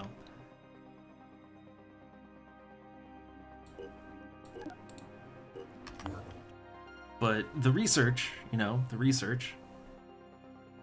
Yeah, I do have a lot of bases, that's the thing. And the thing is, I still feel like I don't have enough because the mist is spreading everywhere and there's a lot of areas that I don't have coverage on yet. You know, there's like I feel like I need something kind of like a base to bridge the gap between these two. I feel like I need more coverage.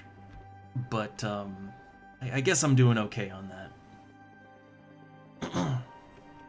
It's just one of those things where you always feel like you're behind no matter what. Just how the game flows. Okay, the War Dog leg armor and get the helmet, and then I can equip that on a guy. Well, I hope this base also gives me resources. I sure hope. Alright, so second site. Now, we did get 10 Phoenix points, right? And then 10 soldier points, so I could upgrade a little bit more, and I do feel like, since, you know, we're going from battle to battle right now, I feel like they might need it. So, okay, for Sophia, and there's just enough points that I could get her some more speed, but, I don't know, everyone's getting hurt so much. I feel like strength is kind of... I feel like we should get more into the strength. Oh, then again, actually, we have some abilities, too. And Hunker Down. Yeah, Hunker Down is good. I'm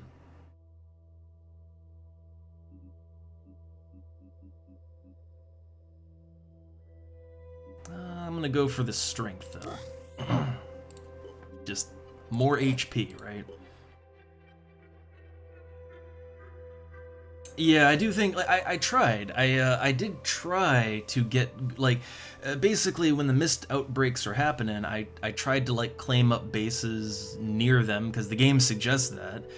So, I tried to do that with my bases, and then, but the thing is I had to claim some of them up, because I couldn't physically get from one base to another, so I had to sort of make a base in between just to scan more sites out so that I could physically get a plane there.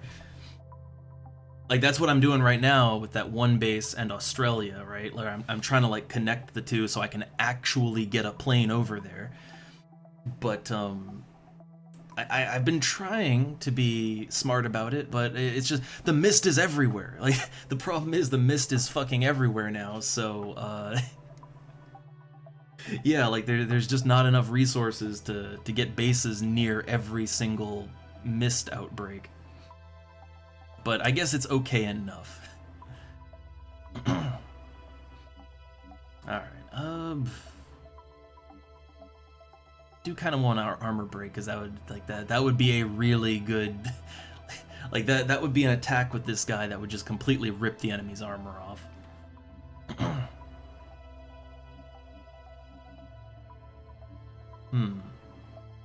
Does need a certain amount of willpower though, just to jet jump around, and the willpower is a little low thanks to the delirium. His speed is horrendous as well.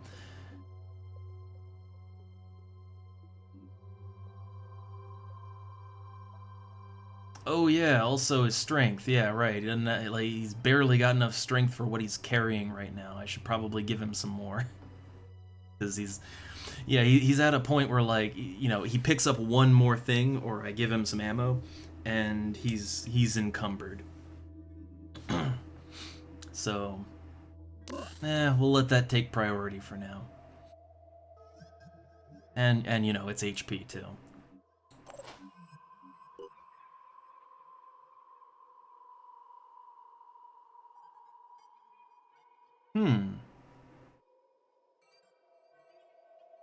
I mean, I figured, so like, okay.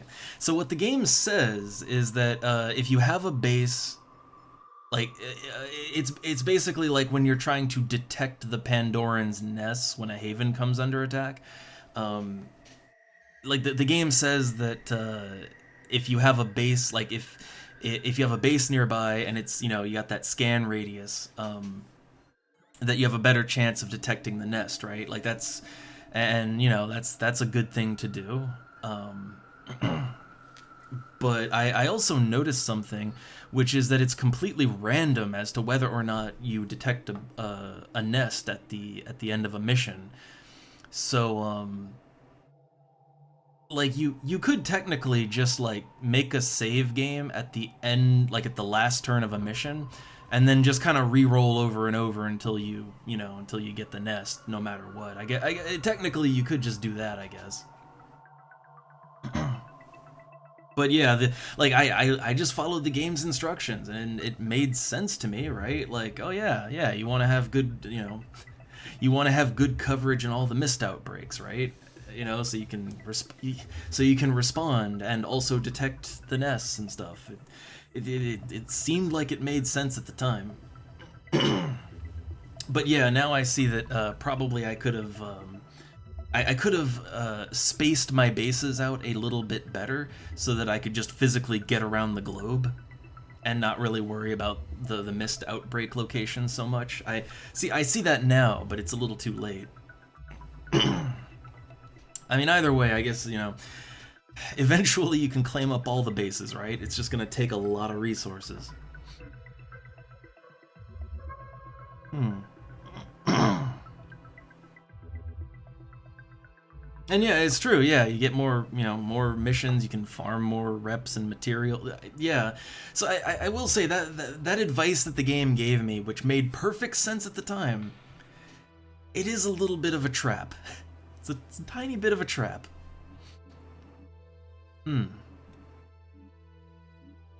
Alright, let's see. So this guy, he's also got marksman. So he's also a little bit weak, but not as weak as the other one was. Or I guess his armor is just not as heavy. I do really want armor break. Do really want that.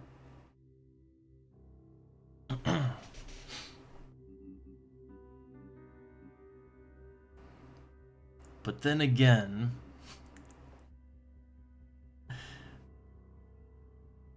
well, I don't know. Like, the armor break would really help with some of the tougher Pandorans that we're running up against.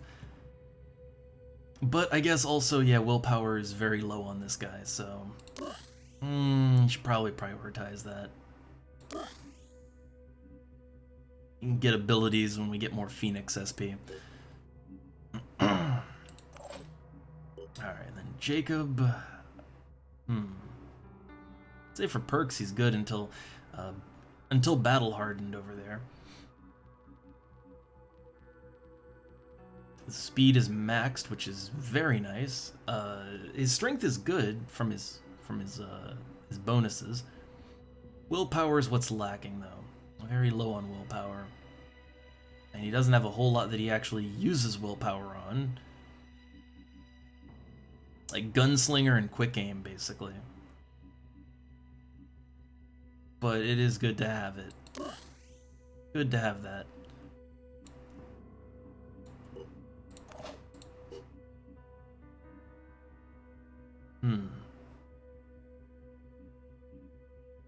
Let's see. His willpower is holding out.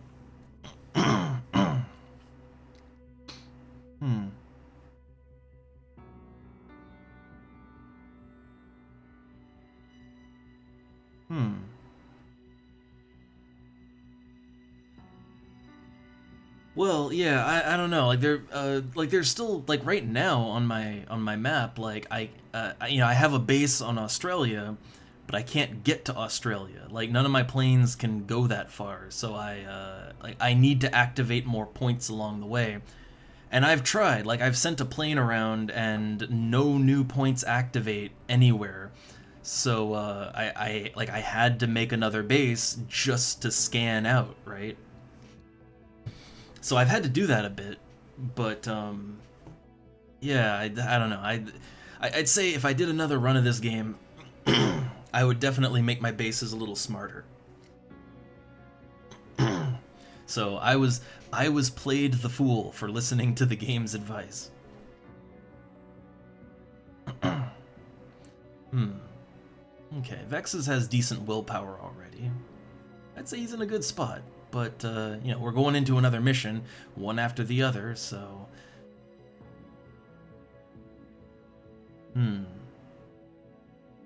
So I'd say maybe a little more willpower. And then... Okay, I can't... I could get burned Daredevil.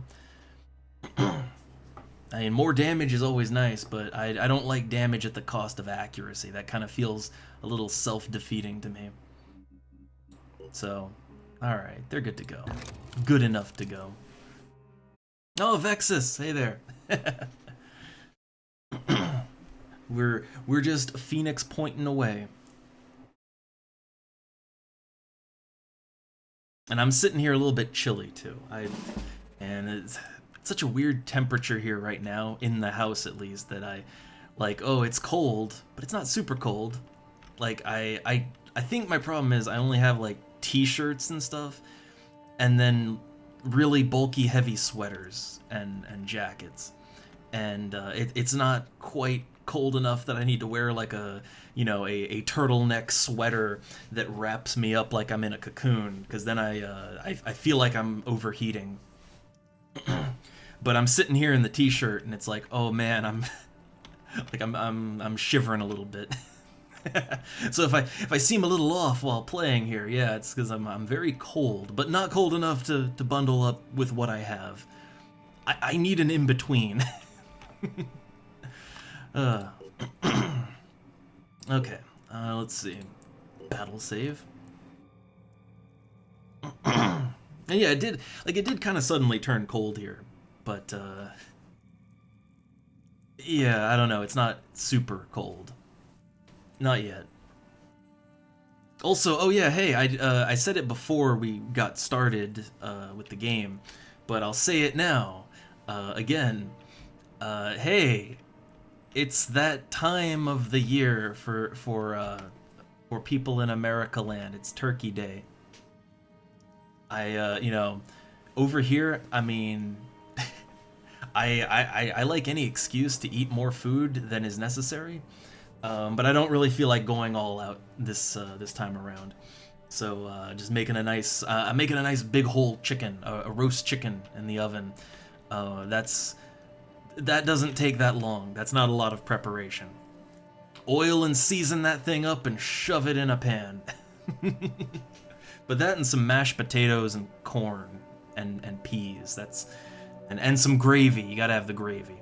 But half of that stuff we'd eat just no matter what. So I enjoy the excuse to eat excessively.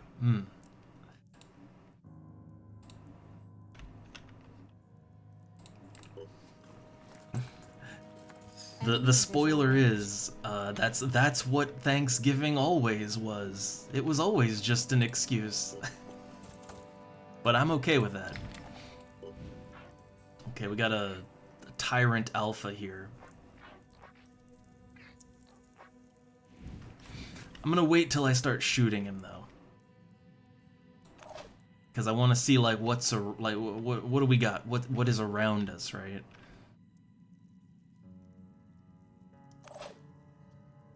Try to maybe position my guys a little bit better too. So that's the thing we need to get to.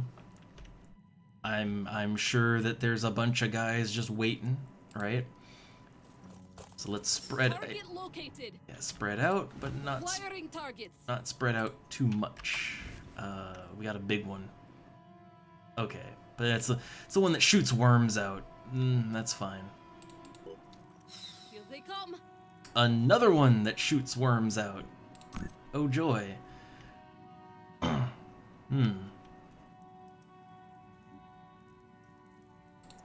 Here I come. And the thing is it doesn't really matter too much, like whether I hide or not. It doesn't really matter with the ones that shoot out worms. That don't matter.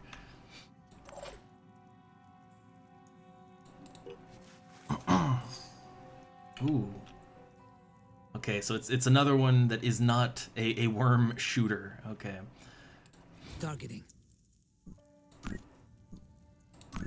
So a Tyrant and a Tyrant Alpha.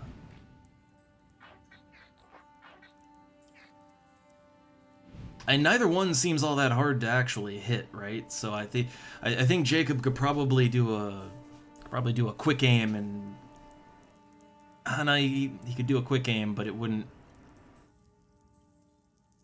Yeah, he wouldn't be able to shoot twice. He'd only be able to do that if he didn't move on the first turn. But he does have a decent amount of willpower now, so let's quick aim just so that he can also do a reaction shot afterwards. I want that reaction shot. Okay, I want the least chance of missing here, but also the least chance of hitting the shield.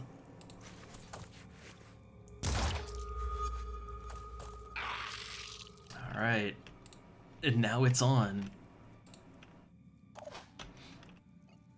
Taking aim. So I feel like Sophia might be able to mow down one of them and then like start hitting the one behind it too. Targeting. I feel like she might be able to pull that off. We'll see.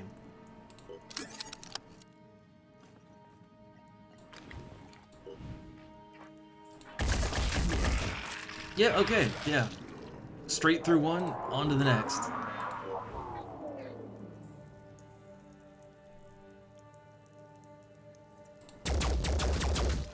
I should have gone with a quick aim on that one. I regret not going with the quick aim.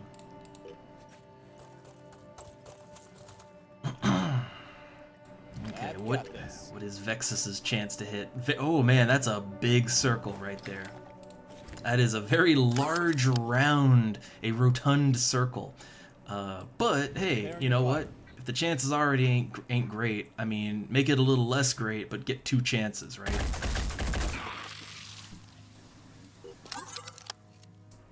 I'm playing the odds here. It worked. Oh hey, I got a Chivo for killing 500 Pandorans. Nice. I need those achievements. That's my self-esteem. Oh man, look, I could, man, jet jump up here and like, see, you think you're gonna jet jump up onto the top of this thing here, right? And it's like, oh man, I'm gonna be able to shoot all of them. Yeah, that's pretty much painting a please shoot here target on my guy here. Because guess what? There's no cover up there. Yeah, you're gonna die.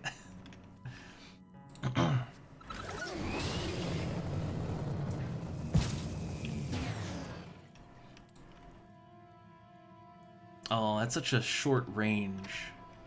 Such a short range. But hey, yeah, if he walks over here, Got you covered. maybe, right? But he's probably not gonna walk over there. The ones that shoot worms out, they tend to kind of, yeah, they tend to kind of really, like, really hang back.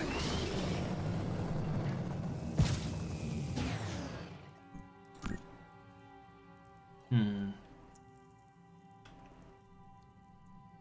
gonna need to get closer. Also, I guess technically I don't know that there's anything. There might be something over here, right? Like, what if there's a guy right behind that wall and I just don't see them?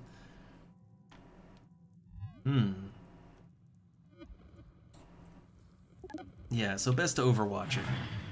Well, I feel good about my first. See, look, there was literally a guy right there behind the wall. He went the other way, because it's one of these guys.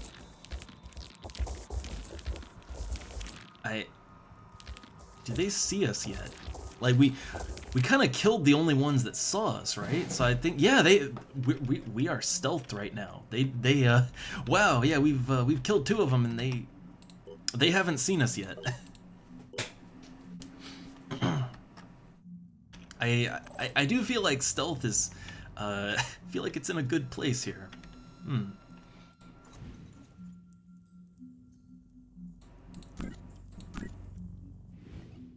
Alright, so yeah, the thing is, we do need to get closer if we want to actually, like, accomplish anything here. I don't want to get too close, but I mean, I could jet jump right on over here. I could do that. Moving.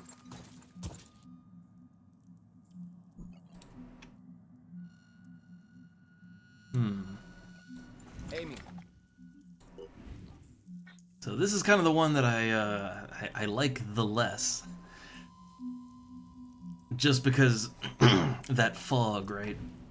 That acid fog is just nasty. Receiving loud and clear. Targeting. Yeah, I think though we got to get closer. Like no matter what we're doing, I think closer is the answer. So I guess let's try not to piss them off, but you know, at least not till next turn anyway. Holding position. And yeah, let's get into position.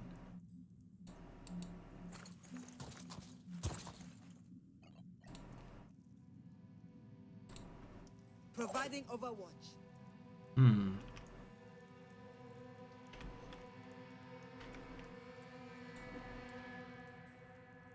Sprinting. So yeah, I'm just hoping that we don't like activate them. Trying to play it safe.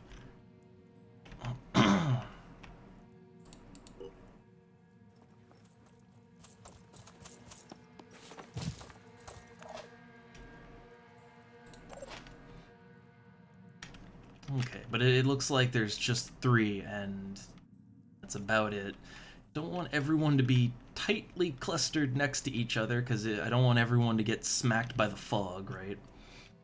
But we do need to kind of, you know, move forward, advance. You gotta do that.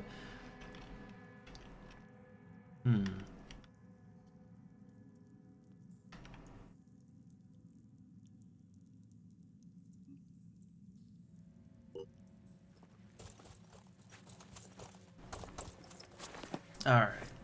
Then we'll see how this goes.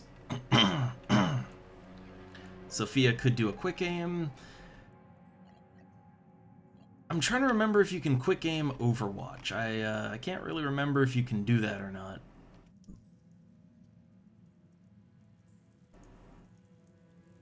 Here. He's overwatching like that.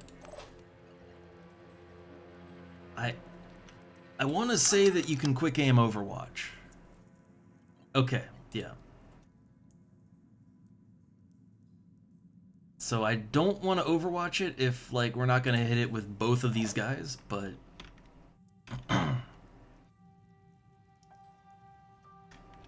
Oh, I wonder if you could quick aim Overwatch with a sniper. I wonder if that's a thing you could pull off. I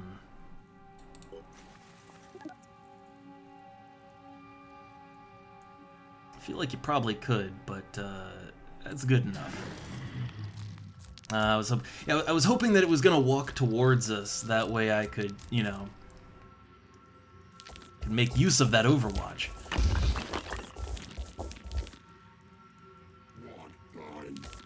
Yeah, they're just kind of randoming around, not really doing a whole lot.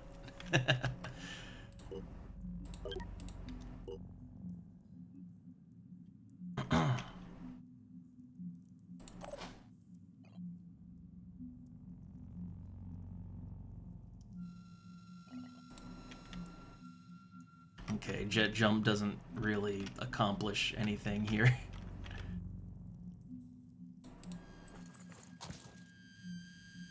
See, my usual tactic is just to run in, guns blazing, killing everything in my path. But I am trying. I'm trying to be a little more sneaky about it this time around. I'm ready. You know, I'm trying to work it here, all right? Moving.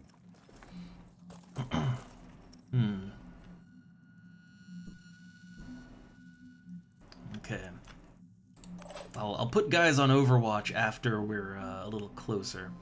I'll put it to I do feel like they gotta see us at some point, right? They gotta. So. Channel open. Heading out. Receiving loud and clear. Taking position.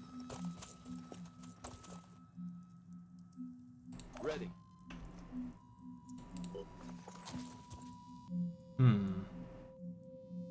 I do feel that Bubsy could get a little bit closer.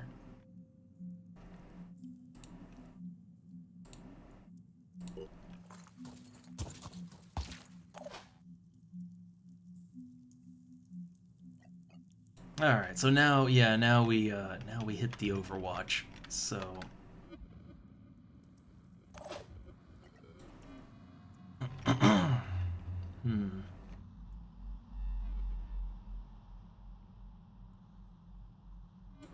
So if it comes closer, yeah, if it comes closer to us, then we're ready. But if it somehow goes further away, then we won't agitate it.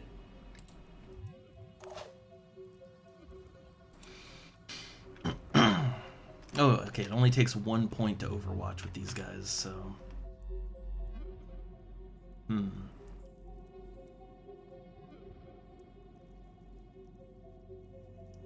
Get a little closer. Watch it just like keep going off to Narnia over there. Alright. What you gonna do? Okay, this one's getting closer. Okay, okay, it's on! It's on! Yep, they have now been alerted. I'm not sure if that one's new. That one might have just spawned in, I'm not sure.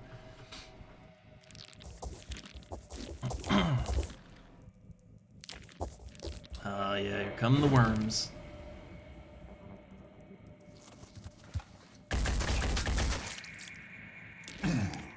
Okay, we get a little something.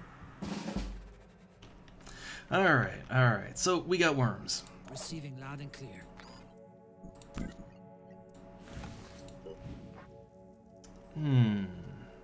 Not as accurate as I'd like. It's really not as accurate as I would like.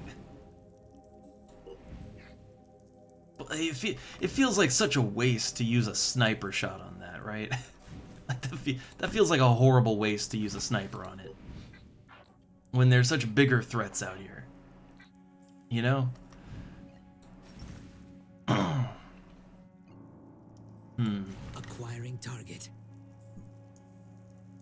I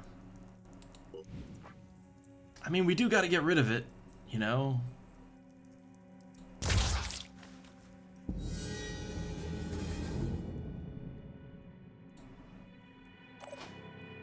Alright. And there's worms back here, but I think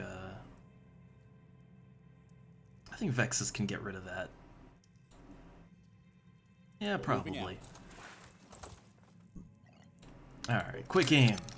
Because these don't need a lot of damage to die.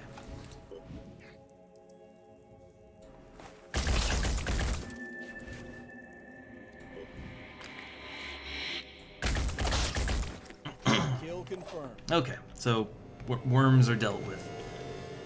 I'm listening. Now. I'm going. Alright, so Bubsy's Master Marksman should kick in.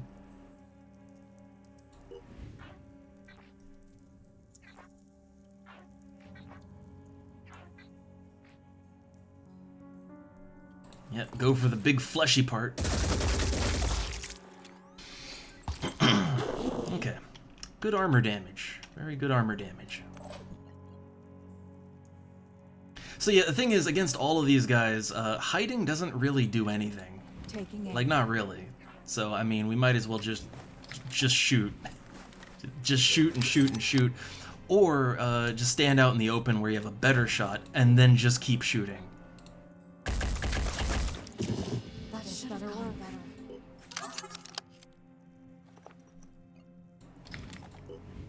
But yeah, these aren't really the kind of enemies where, like, where it really matters all that much about hiding or cover or anything like that. Kind of want to just finish this guy off. Oh, I guess we could we accidentally destroy what we're here for? That'd be wonderful. That should have gone better. Yeah, it really should have gone better. But I think he's gonna die next turn. Like, he's got 20 points of bleeding, right? So I'm pretty sure he's just going to drop dead next turn. So I'm not gonna worry about him.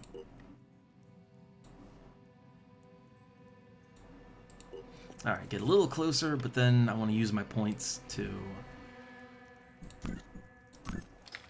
actually shoot with.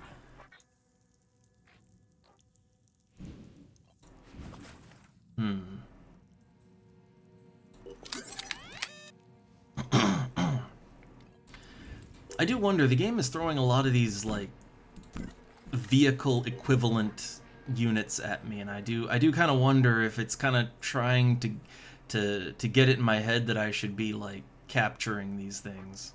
I do wonder. All I need is a clear shot.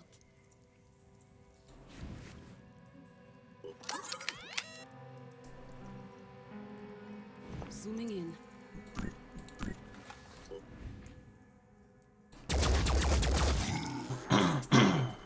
I guess I should have maybe brought someone along that could paralyze.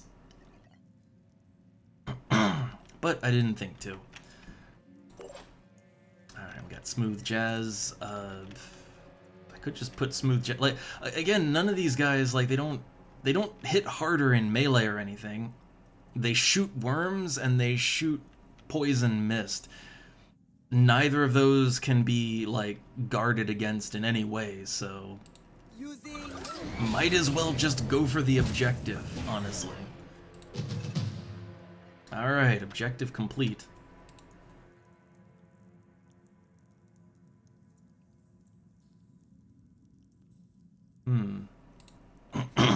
So yeah, I'm hoping that I don't waste an Overwatch on him. He should just die next turn. Like, I'm pretty sure he will just die.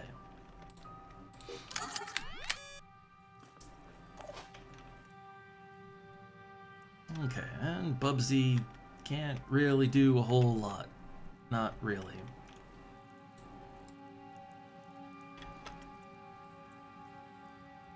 Okay, next turn. Alright. No more poison mist, that's good. Just gotta worry about getting wormed now. I find the worm thing, like, they're very annoying. They're not that bad, like they're not that hard or nothing, it's just they're very annoying.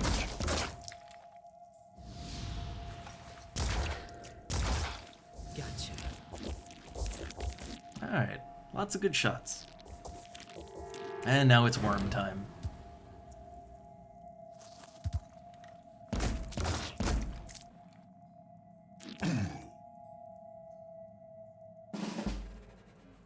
Alright, we've been doing a lot of shooting, gotta reload.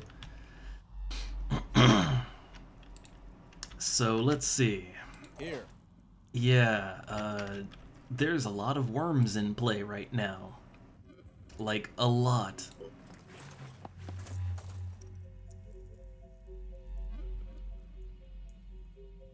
Yeah, true, I guess, yeah, like... Yeah, because the thing is, right, like, worms are actually pretty rough. Like, I fear the fire worm more than the poison worm. But, like, I've had, like, fire worms that, like, they explode and, they've just taken a guy out in one turn because he's surrounded by fire, and every time he moves, he, you know, takes a ton of damage. The poison worm I don't think is quite so bad, but still, yeah, like, you kind of have to deal with them, even though they're just these crappy little things that die in, like, one hit. You do kind of have to deal with them. And that completely distracts you from whatever you were doing. Now, if I don't miss, if Vexus lands the shot here, this will take care of most of our problem. Okay. Perfect.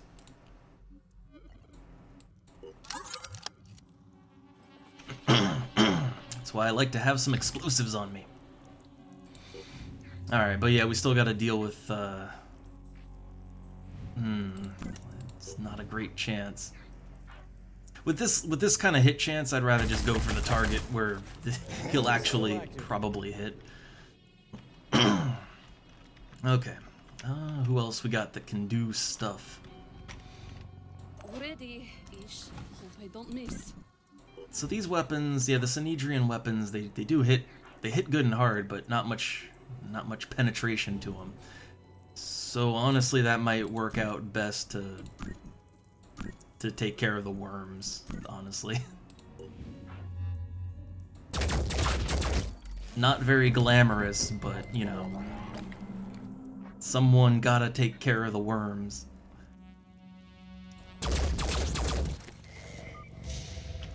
Alright.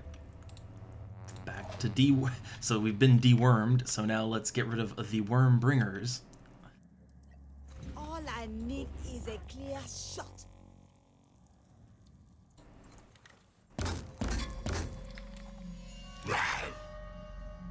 Those heavily armored units. Tempted to do a reload, but like,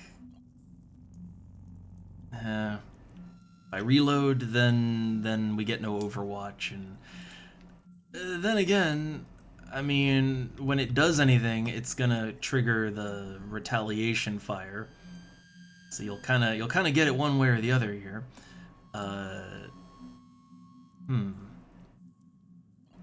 And I don't know. It does feel like it doesn't matter too much, so I'll just reload. Alright, what does our sniper Ready have? to fire. Got 4 more shots, which is great. If I can break the head, go for it. But I'm not really going out of my way for it.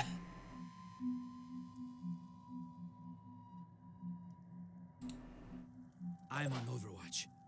Okay, so between the Overwatch and maybe some retaliation there, that one should be dead next turn. I think that one's dead next turn.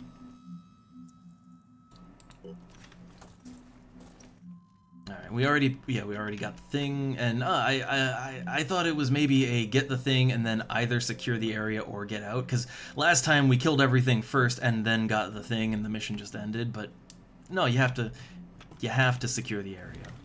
Okay, So it's a kill all no matter what.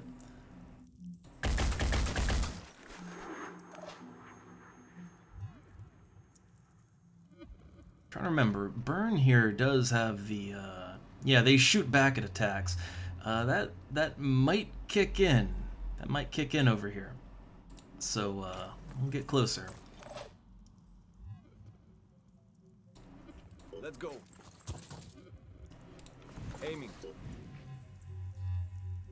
I feel like I got a good chance here. I'm feeling it. I'm feeling it.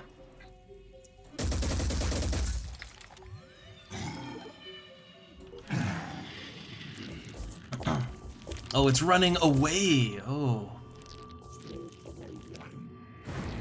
Just, yeah, like this is one of the most annoying enemies in the game for me to fight so far.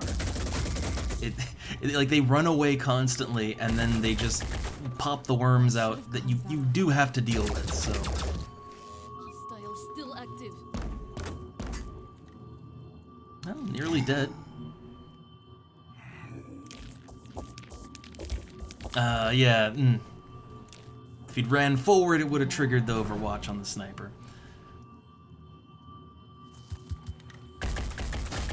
But you do kind of get stuck in a loop with these guys where, yeah, you have to deal with their worms, but you gotta kill them too. But if you, if you focus too much on the worms, you never kill them, and then they just keep making more worms. But if you focus, just on killing them, then the worms can, they can overwhelm you. It can happen. And then, there's other enemies too, right? Like, there's other enemies on the map, generally speaking, so...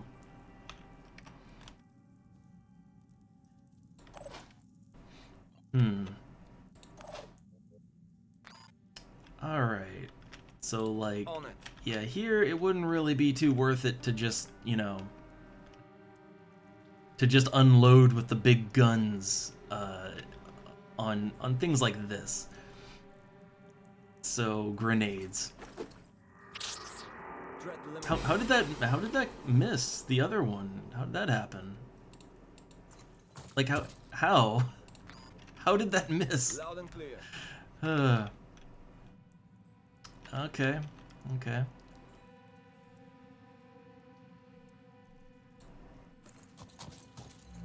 Don't blow yourself up.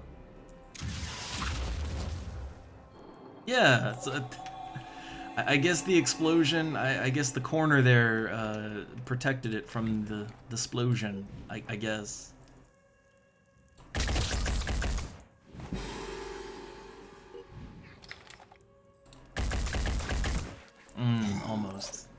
Almost.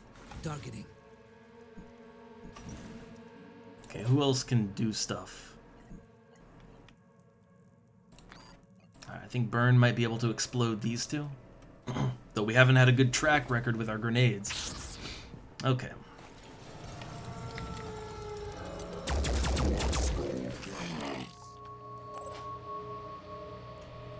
And then... Oh, our sniper can't shoot that one. Can't see it. Huh. Where do we have to move to see it? Okay. Just overwatch it, I guess. And hope we don't get wormed. I feel like I'm really blowing through ammo on this one. More so than normal, even.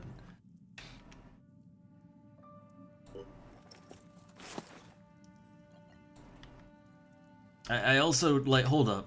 I feel like we should be able to see that, right? Oh, look at that. Technically, you can see it, actually, but, not the best hit chance. Not the best chance.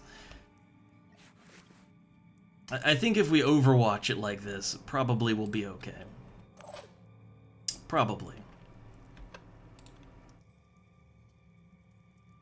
I feel like overwatching it from, 3 different angles, we should be fine. Also, thanks. Ooh. Ooh. But yeah, have fun cooking. We'll be cooking myself later. Not cooking myself, but cooking also. Grammar.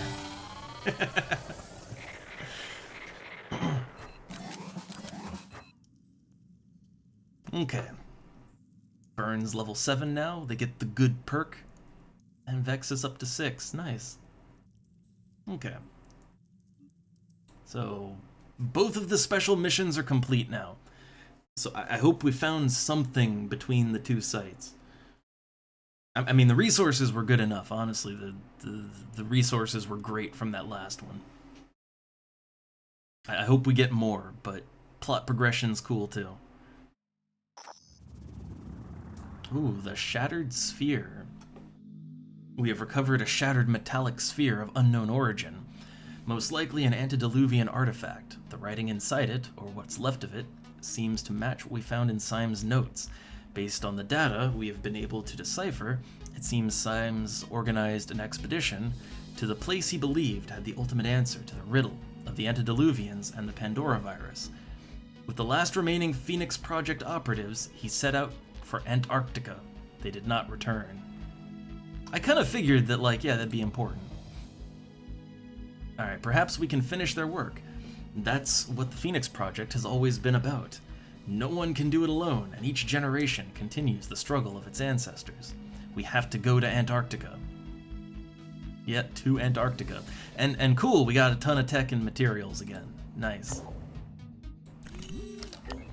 Immediately spend some of that, because we did use up a lot of ammo and explosives. Alright, so to Antarctica. Oh, we don't have a base there, though. See, I knew it. I knew that Antarctica would be important, but yeah, we don't have that base yet. Because I figured there's probably not really going to be any havens down there, right? So...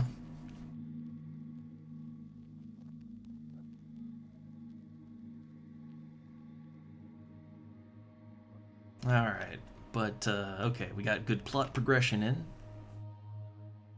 Alright, we have a good amount of tech and materials.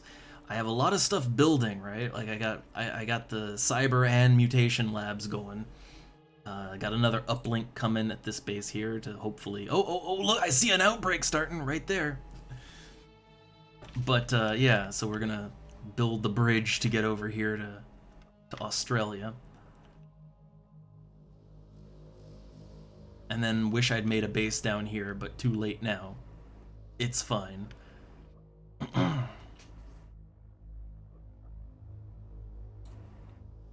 Alright, so we got some level ups. So for Vexus, aim burst is cool, but I do like that shred resistance. Reducing shred damage by half is very nice. Because armor is precious. I'm half tempted to make everyone a heavy as their secondary profession if it's not their main one already, because honestly shred resistance is pretty nice. Okay, so that spent down our points quite a bit. Okay, I'll just hold on to those because yeah, nothing else that he really needs at the moment. And then for Burn, finally, Battle Hardened. 10% accuracy, 4% perception. Like, that's a good time right there. And +2 to all primary stats, you know, can't go wrong with that. That's what, that's 20 more HP, 2 more willpower, 2 more speed. Like, that's just that is an overall upgrade. It's great for everyone. Everyone needs those stats. And I'd say that having like +10% accuracy, in addition to wearing Synedrian armor that gives you a little more accuracy already too. Yeah, but Burn's very accurate. Very, very accurate. Now, are there any other abilities that Burn needs in the moment? So, I mean, I would say that Burn could probably afford to take Daredevil now. It doesn't feel great that it would kind of be completely countering the bonus of Battle Hardened. But between, you know, like, okay, so, hey, you counteract that, so you're just accuracy neutral, but then you're wearing Synedrian armor, which gives you, you know, like 11%, right? Yeah, it gives you like 11% accuracy. So, you know, net accuracy is still good, but also you'd have plus 10% damage. I guess it's just how worth it is that? I mean, I don't know. Let's see. Per shot, the damage is 30, right? And then I guess they do 6 shots, right? So 10% more damage would just be like three more damage per laser bullet. But times 6, if all 6 shots actually hit, then yeah, that's decent. It's like 18 more damage. I could see that being useful. The problem is, and see, this is the problem, and it's a problem with any game that I've ever played where they do that thing where it's like, oh, you could get more damage, but your accuracy is gonna be worse, or oh, you could get more accuracy, but your damage will be worse. Although that one honestly tends to work out better. But for me, I kind of prefer it when it's a matter of sacrificing defense for offense, right? Because that's kind of you're making a judgment call between survivability and doing more damage and killing quicker, which can also be survivability in a way. But, you know, you're making a call on how you want to play it. But when you do the whole sacrifice my accuracy for damage thing, unless you just have a stupid amount of accuracy and so it doesn't matter, it's never really a good idea. Because like the whole point of do more damage is you want to overall do more damage, right? But if you tank your accuracy for that little bit of extra damage, if you miss even one hit, you're kind of completely you're completely negating the extra damage if you miss more, right? Because the missed shot is more damage than the 3 extra damage per shot. It's kind of that's a lot of games do this, and I'm not a fan because it doesn't really make sense if you think about it. But all right. So yeah, we're not gonna take Daredevil. But I think there's any more perks we need? Then again, yeah, if reloading and inventory stuff didn't cost me an action, yeah, we did have to quite a few guys had to reload in that last mission. That would have made a difference.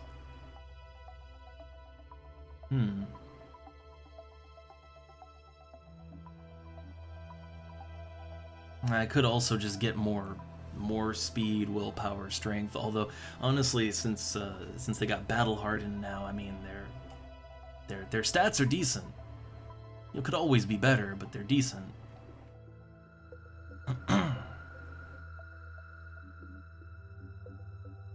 So I think I'll go with ready for action just because it doesn't always come up, but when it does, you'll notice it.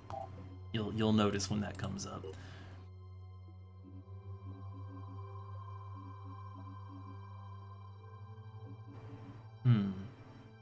For Sophia, I don't know. I think I want to wait and get her the ready for action as well. Okay, for Bubsy, our heavy. So, you know, more speed or willpower or strength or whatever, that is all good stuff. All good things. However, okay, since we run into more and more enemies that have a lot of armor, and you know, you don't really deal proper damage till you take their armor off. Heavies already can shred, but like I think adding plus 15 onto that, I think that would be very nice. So now he's really an armor breaker. Oh, I need one more point. One more point, and I could get that with Smooth Jazz as well.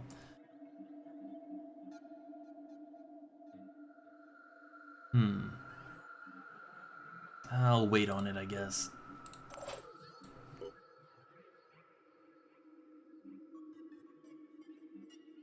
Yeah, there's a lot of stuff I'll just wait on until we're, you know, in a better spot with all of them.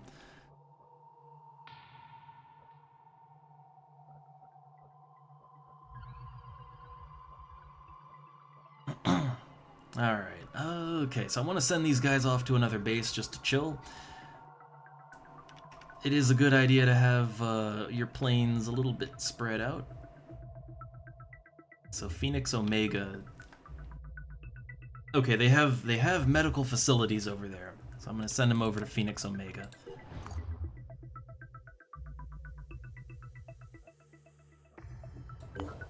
Alright, Manticore Prime... Some guys still need to recover their stamina, but they're in a good place, I think. Alright, so the tech and materials were doing good. Funny enough, food we're getting a little uncomfortably low on, but I'd say food is kind of the easiest thing to pick back up, you know?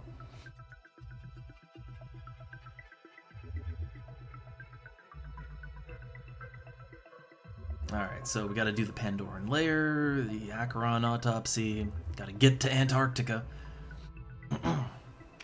Which I will say this, since I never got that deep into the game in my first try, I will say I am very curious to know where the plot is going exactly. Like with XCOM, I mean, I never really, you know, I gotta be honest, with any of the XCOM games, I was never really all that, like, intrigued by, oh, where's it going? I mean, where it's going is you go to the alien base and you shoot the leader in the face. That's, you pretty much know where it's going, right? It's not really, like, that mysterious. I mean, okay, what the alien's motivation in XCOM is, honestly, you never really find that out. You never really 100% confirmed learn what their motivation is, at least not in the older ones. In the newer ones, they do kind of, you know, they do expand on it a bit, but they still don't really tell the full story. But either way, I mean, it's like, you know that, oh, no, it's aliens, they're attacking from somewhere, so go wherever they're coming from and shoot them in the face. And, you know, it generally works. Most things die when you do that. So, you know, you never really worry too much about the specifics of the plot, right? There's no mystery to it. But, yeah, in this one, since we're dealing with mutants and all that, and also aliens, but also just mutation, it's not a straight up invasion like it is in XCOM. You do wonder, like, okay, yeah, what is going on? And then you introduce all of this kind of pseudo-Lovecraftian elements and precursor civilization, and yeah, it's like, okay, yeah, I'm on board. Where are we going? I'm curious.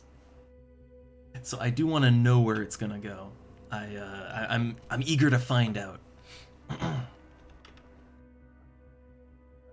All right, so one plane going off in the other direction. Manticore Prime will stay here. And so then I just gotta think, all right, so what next?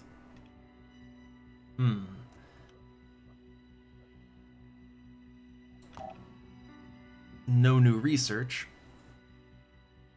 I guess we just continue what we're doing, but maybe add some other things in here. Oh, incendiary tech. I do feel like incendiary tech might be a good idea.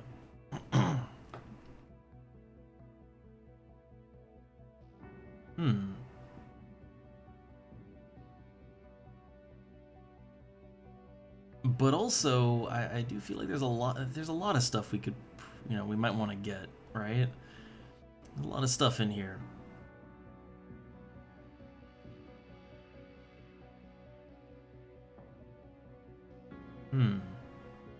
What's this Walls of Jericho project? Pandoran attacks on Phoenix bases take 6 hours more to complete.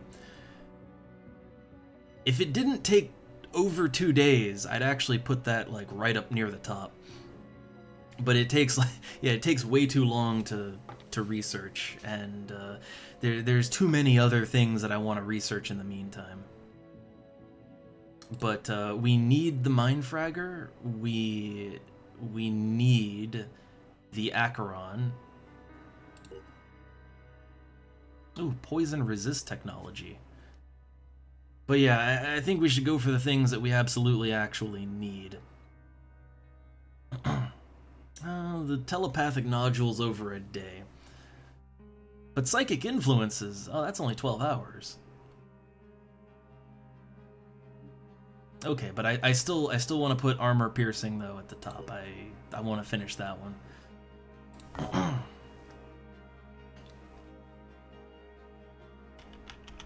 All right, and for manufacturing, got a few more plane parts, and then it's just equipment for the dudes. So, all right. We got to go to Antarctica, but I'm gonna hold on that for a second. I don't want to go too fast, especially not when there's all this other research I need to get done. Okay, War Dog helmet complete. I should have one full set of assault gear that I can give to someone now. And I think we have a couple of assaults that are just sitting around with no gear, pretty sure. Or at least I thought we had some. I thought we had some that didn't have the gears. Okay, Azul doesn't have any gear. And Mac doesn't have any gear, but well, we're making gear for him. And then we have our pilots, but I don't think our pilots really, I don't think that matters as much, honestly. What base is he at? He's over at the Memorial base, okay. He's just kind of chilling out over there. But I'm thinking maybe like get him onto a plane or something, and I'd kind of like to get our one infiltrator that we have. I'd kind of like to get them off of a plane and get them into actual use, you know. So we have the Aurora. Wait, is that at Phoenix Point? It is. Okay. So we could take La Expendable out and put someone else in who doesn't matter. I mean, Yamak ain't doing anything right now. But then again, neither is Azul. But let's get Azul the armor now.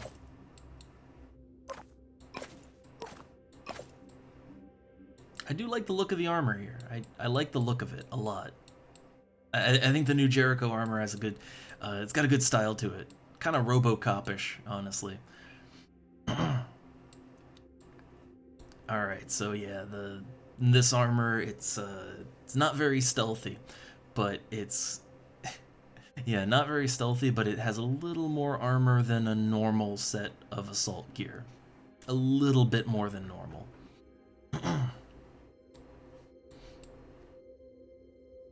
Oh, it's got like a backpack thing. I like that.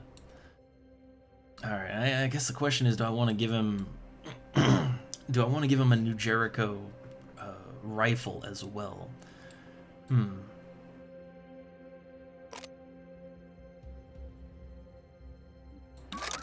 Why not?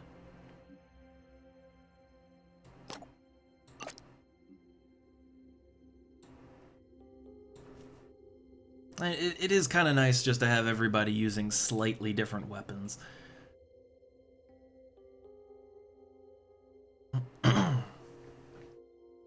So let's see what he's missing now. I guess what he could probably use is a grenade of some kind. Maybe a healing item too.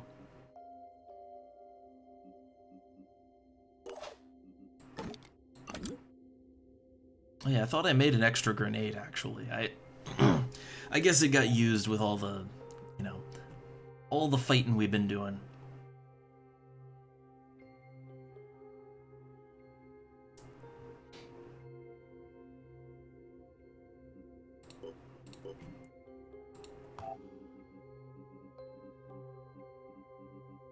Okay.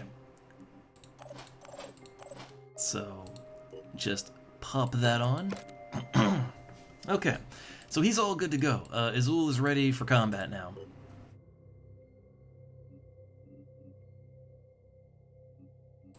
I guess I just gotta decide, like, who do I want to take out now? I took La Expendable out of the Aurora, but someone has to pilot the Aurora to deal with the threats, you know.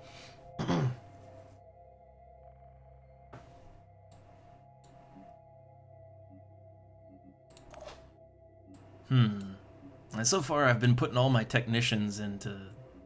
Like, I have a lot of technicians in planes. But I really do actually want to just try out the infiltrator. Like, I haven't tried one out yet. They do seem good when I have to fight them.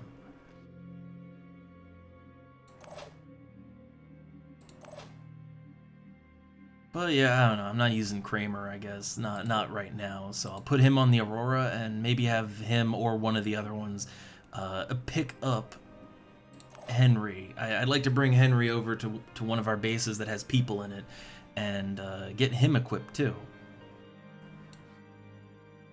Because, yeah, he's just another assault unit that's just sitting around waiting for something to do. Do we have any gear he could... Okay, we have a little gear he could use right now. Got a little bit. So it's armor. He's missing armor. I give him a med kit too, though. But otherwise, yeah, he needs armor.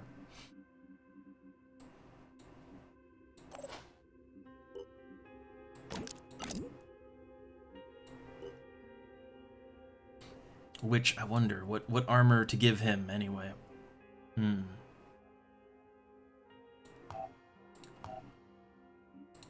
Which, I know, there's other things we could be doing, but, like... I don't know, I do want to... Like, I'd actually like to get a third passenger plane ready for action, you know? And if I want to do that, I'm gonna need more units. Or rather, I should say, I'll need more units that are actually ready for combat.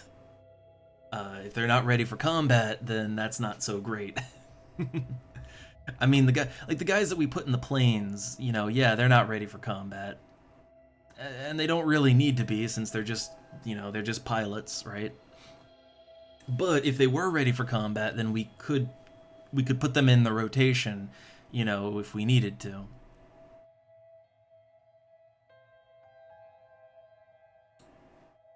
Alright, let's go ahead and just filter this a little bit. Okay. So, I don't know, I am kind of a fan of the new Jericho assault gear, just because it's a little bit more armored, I think. Yeah, like the Phoenix gear, that's 20, right? Yeah, 20 all around. Gives 1 point of speed. So does the new Jericho. So, I guess the only disadvantage to the new Jericho gear is that it's very low stealth. The new Jericho stuff is, yeah, like they'll spot you from a mile away, but but you're very armored. It might not seem like a lot more, but yeah, it's a nice bit more armor. And then, oh yeah, you do have this. This is just trash armor right here. It's literally trash armor. It doesn't really, yeah, it gives you horrible stealth down. The armor is less than the Phoenix gear, but it's cheap. I guess it's really cheap. It requires very little. And then what does the Disciples gear do? So it increases your perception some, that is nice. But other than that, it's kind of weak on the defense.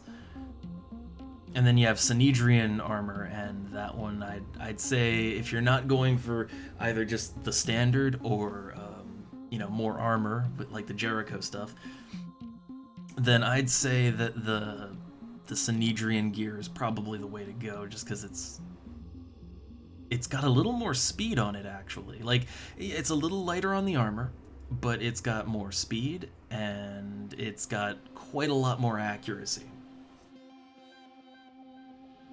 So I feel like that kind of, you know,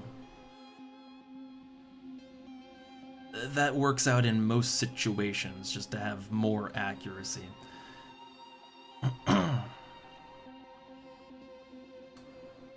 But I guess, do I want to commit to that? So the Jericho gear is the highest. Like that costs the most resources, I think, to make. But this one's right up there too. That is quite a lot of resources, actually.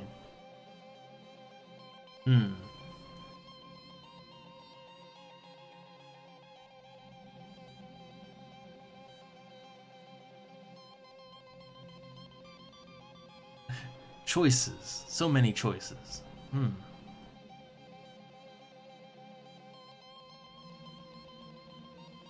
But I don't know, I do kind of... I do kind of like just having more armor. It does in fact work out.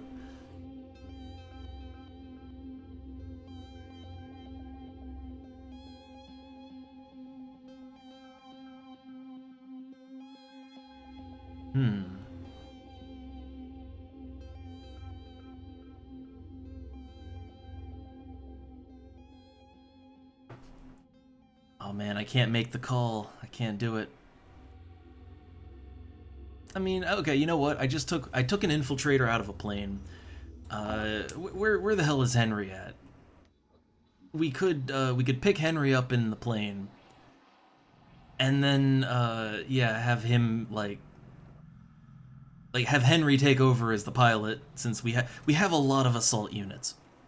We honestly don't need another one. They're good, but we don't need another one. So yeah, we could have him just be the rando pilot, and then use our infiltrator. Because I think honestly, just having dedicated pilots is a good idea.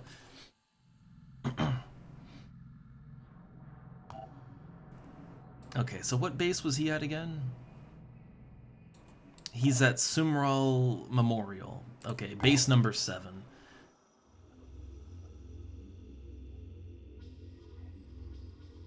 Could I get a list of my bases? Okay, yeah, Sumral Memorial Base 7, which is not there. Okay, where the hell is it? I feel like that might be over here, right? Yeah, it's right over here. Okay. Well, the closest plane would be the Chimera. We are sending a passenger plane over here to pick up other guys, right? So we could, I don't know.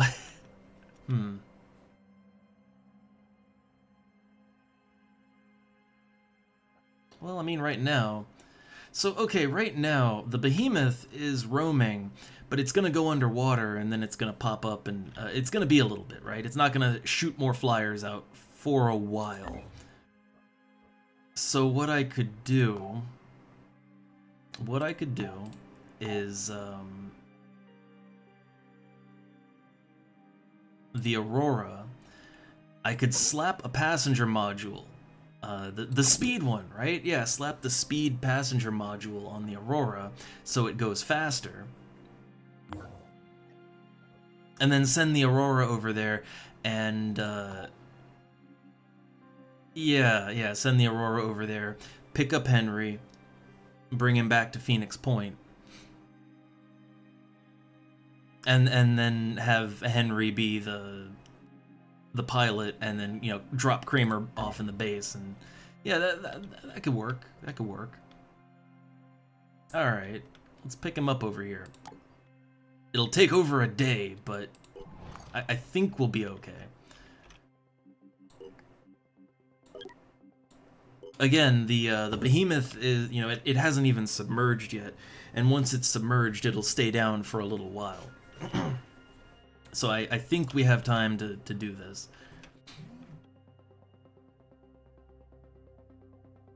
All right. Other thing I wanted to check out is did we ever get the stun guns for the Speeda? I don't think we did. Yeah, we have like the Aspida tech arm, but we don't have the... Like, there's other modules for the Aspida, and I kind of wanted to get some of those.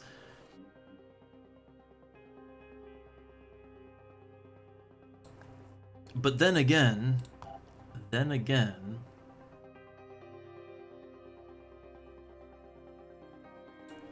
I did also want to, I'd wanted to make another vehicle, specifically just something that had more carrying capacity. Like I wanted like the Tiamat maybe, right? I wanted a plane with a huge capacity that that we could slap some vehicles onto, and I wanted that to be our third plane. I mean, either the Tiamat or the Thunderbird, either one would work out for me. And it's got a capacity of 3, which is pretty nice.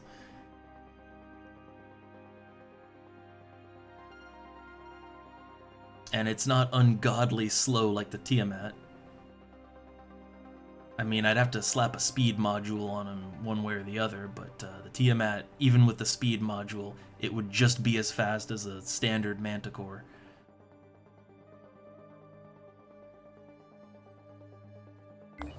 I don't know. I'll think on it. Alright, so away that goes. And now it's just let things happen. Okay, we got armor-piercing technology. Alright. So the new weapons will have a smaller caliber. The ammunition will penetrate armor much more effectively. The cost of production is high. Okay. So we have two new guns, right? Yeah, the New Jericho Piercing Assault Rifle and the New Jericho Piercing Sniper Rifle.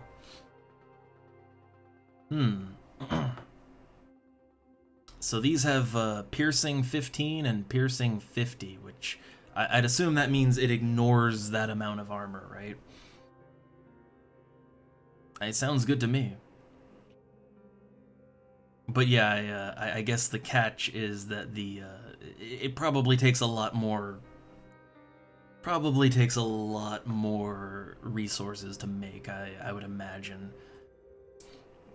But I'll definitely try them out. Definitely. Ooh, advanced technician weapons. The new armor-piercing Gauss tech can be used to upgrade technician turrets and PDWs. Ooh. I mean, that is something we want, but, you know, it can wait.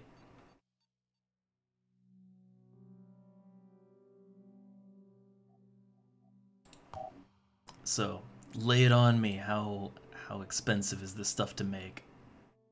Where's it at? Okay, so I'm trying to think which one I'd want more. But yeah, the ammo is a little on the expensive side, and the weapon's honestly not that bad, but still.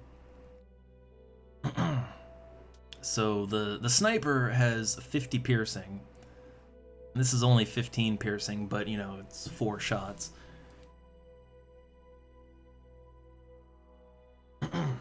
The effective range on it's not all that great either. That's one thing. The effective range, New Jericho weapons don't have great range. But I do think maybe, I do think the sniper, maybe. I think the sniper would be the way to go. Because snipers generally have really good accuracy no matter what, so...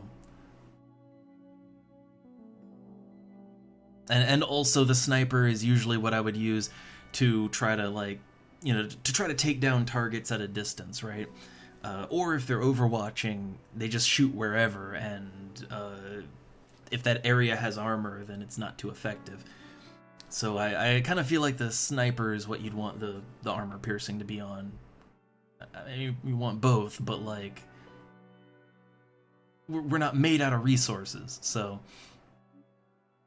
We'll give it a test run with the sniper and see how it performs, right?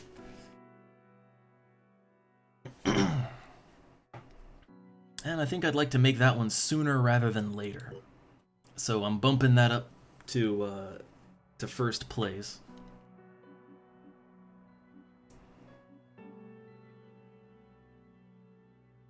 Also, I mean, we do need these modules, right? Like, I want to have the Psychic Guidance, I want to have the Ramming module, there's probably other aerial modules I want too. But, you know, I kind of want to have them operational, like, as soon as possible. But then again, it's 4 hours, 6, that's really quick. Like, that's all really, really quick. So I guess it could wait. It can wait a few hours, right? I don't think the Behemoth will be up within 24 hours. Like, it's not even down yet. Okay. Yeah, look, Behemoth is just kind of cruising along. He's, yeah, still has not submerged from his loss. Alright, so let's see, the next thing after the manufacturing is research, and we have a lot of things building. So we have lots of building stuff going, but that all is going to take, you know, 1, 2, 3 days. It's going to be a little bit before we get that up and running. But I kind of feel like we're having a moment here where we can just chill and kind of, you know, build stuff up and do plot missions and all of that. I feel like we got some breathing room here. And that probably means we shouldn't just be chilling. Yeah, okay. So since we have a little breathing room, I think that means... Where's my other crew? The Sphinx. I think we should take the Sphinx and we should do some scavenging. That's what I think. No resting on our laurels.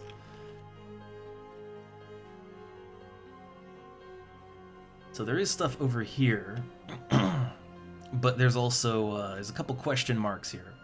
So yeah, let's do a little exploration. Okay, they're on production. Ooh, wait, production robotics. Does that mean like actually making resources? I would love to be able to make resources and not just simply lose them all the time.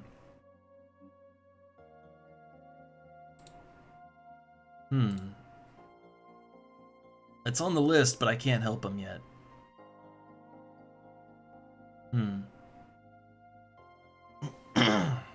Well, yeah, I guess just let that go. But I assume production, that makes me think, oh, you'll be making resources. That's what that sounds like to me.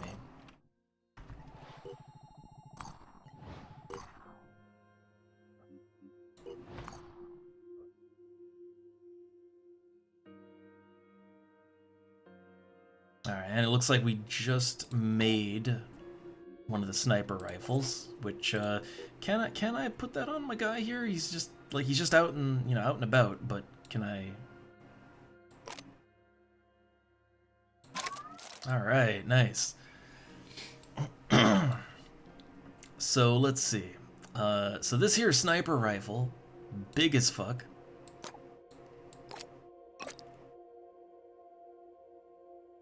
All right, where's the ammo for this thing? It's the Firebird, Subjector. Too many.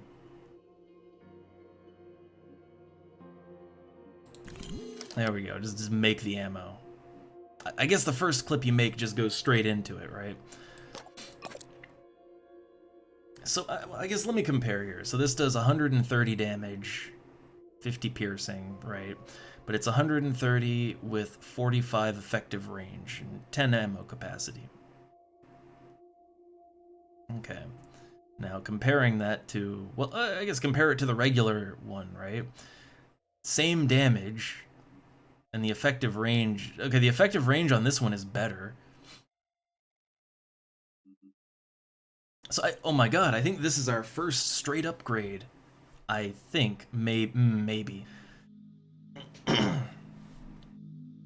No, I think it is, yeah, this is our first straight upgrade. Because they do the same damage and everything, but this has armor piercing 50, and it has 45 effective range.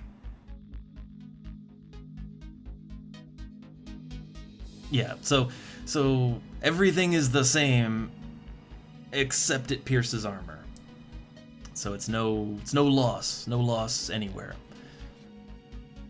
And I guess the only question is how that stacks up to the Phoenix version, but it's kind of a different thing. Oh, my list is getting so long I gotta scroll it now. Yeah, so the Phoenix rifle, that only does 110 damage. But it has 6 more effective range. But less ammo capacity. So I'd say the Phoenix rifle, I mean, it's also kind of just worse than the new Jericho one. Except it has better range. I'll give it that. It's got better effective range. Which, you know, that means better accuracy in general, but snipers generally have way more accuracy than they need, even. So, doesn't matter too much. And then you got the Synedrian laser rifle, and that one does less damage than the new Jericho rifle. But it has way higher ammo capacity, so less often reloading. And 63 effective range is a huge increase in accuracy over distance. So like the overall damage is better than the Phoenix stuff. Not as good as the new Jericho.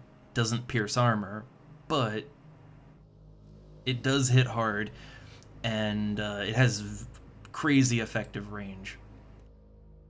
But honestly, I'd say that this is kind of I'd say this is the best right now, and I kind of feel like I probably, if I'm gonna use a Jericho rifle, like a normal rifle, an assault rifle, I feel like, yeah, the armor piercer is the way to go.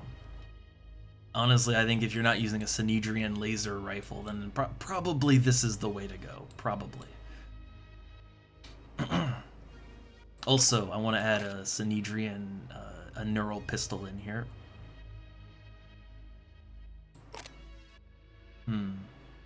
Yeah, we need to capture things a little bit more. You know, capture, or at least attempt to capture things just a bit more often.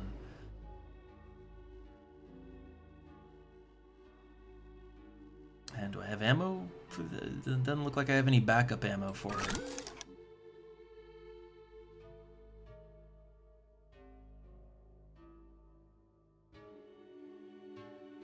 I will say the list, as it gets really long, it gets a little tricky to tell, like, where things are, what is thing. It gets a little trickier.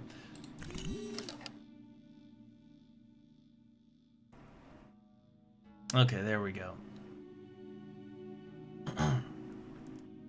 So we got our neural pistol and ammo, and he can totally get a stun with that. Totally. I don't think anybody else on this team does the stunning thing, though. I don't think.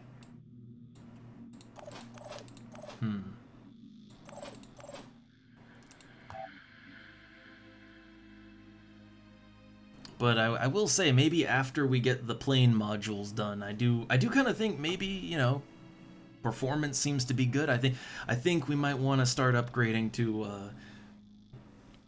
the armor penetrating assault rifles for a lot of our guys. I think that would probably be better than using the probably a little better than using the Phoenix stuff. Unless Phoenix also gets an armor penetrating version at some point. It's just being able to get through armor is kind of important.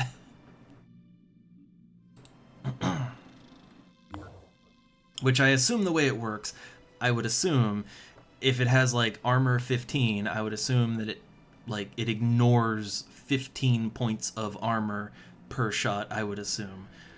And, you know, armor 50 would ignore 50 points per shot. So the sniper rifle will get a lot more mileage with that, but even just the assault rifle, like, yeah, if it ignores 15 points of armor, that could be pretty nice. Like, it means at least 15 points of each shot will go through. which might only be half of the damage, but still.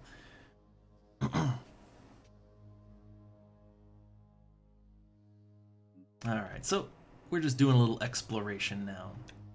We'll do that with our other thing here. And I noticed there's lots of question marks. We should probably look into some of those question marks, huh?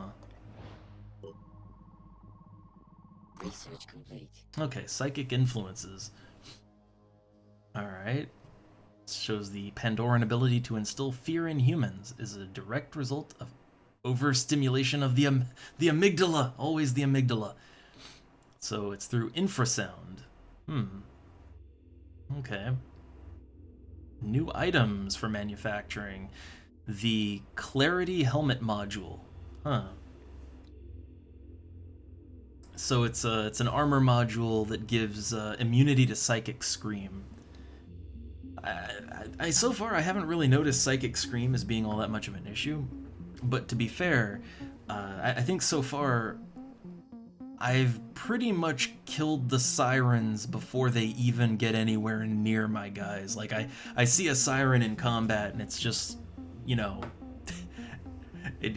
my eyes, they glaze over and I know that I need to kill it now. So none of the sirens that have come out in combat have really had much of a chance to do anything. But it might be a good idea to have a couple of those sitting around, I guess.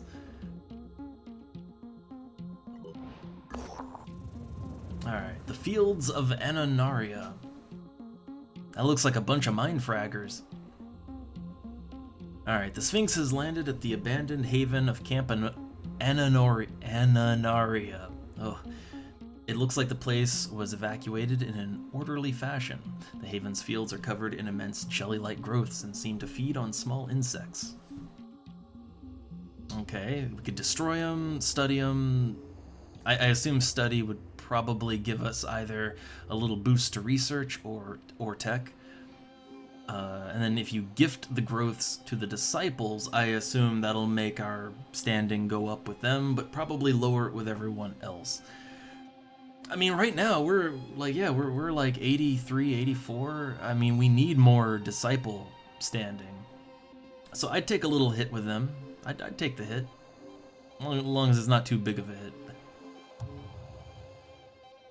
Okay, yeah, that only made New Jericho go down by 1, but the disciples are up by 4 points, which puts us where we need to be allied with them. Alright, they're grateful. By studying the way in which these organisms absorb nutrients, they can learn to improve their own farming techniques. Their small step towards building a civilization that can survive on this rapidly changing planet. So, yeah, nice. That fixes my food problem. Ooh. Yes, good, yes. You have succeeded so far. Yes. You have shown courage, strength, yes. Obedience, submission, faith above self. Yes. Demonstrate the divine principles. Strike down our enemies. Prepare for the day of judgment. Yes. I'm still not convinced that it's a good thing to help out the disciples, but, you know, we'll play along for now. Synedrian, apostles of a false creed. Humans at the top of creation. Lies. We are not evolved, not yet. Find their homes. Break their heathen beliefs. Show them the wrath of the dead god. Blood, fire, in the streets. Yes. So yeah, no thank you. no thanks. You know, we're doing good with Synedrian. I would prefer not to.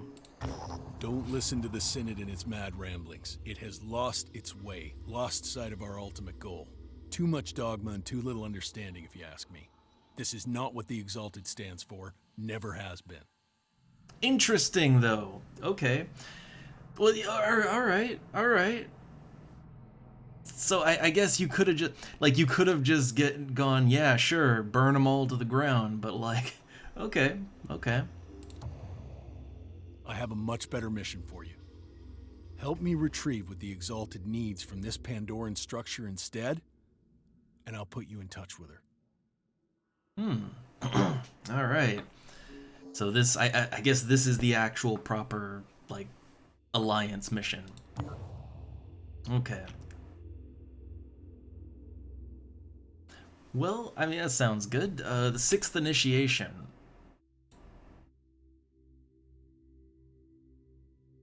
Yeah, that's one that wouldn't require me to murder one of the other factions, so I'm down for that.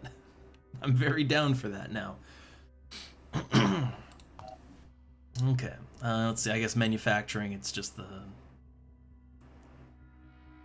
probably the new helmet, right? Yeah, the Clarity helmet. Which I would assume there is a good use for it, it's just kind of very, very, very situational, I suppose.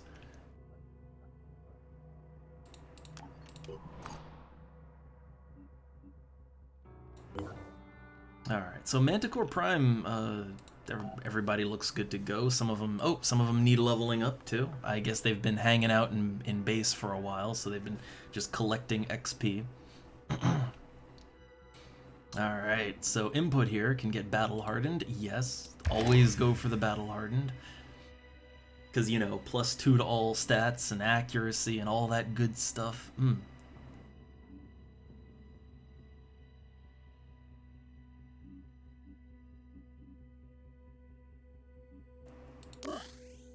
I guess I guess 20. Yeah, it's counteracting the heavy armor penalty. So speed is good. It looks all right. What else could we take? We get more strength at the cost of perception, but I gotta be honest, perception is pretty nice. It's very nice for those enemies that that you literally cannot see unless you're 5 feet away from them. Alright, rapid clearance. After killing an enemy, next attack is 2 AP less. I could see the value in it, but I don't know, I think other things take priority. Shoot 5 times across a wide arc with increased accuracy. To me, I guess I'm having a hard time picturing what that looks like exactly, to know how useful it would be.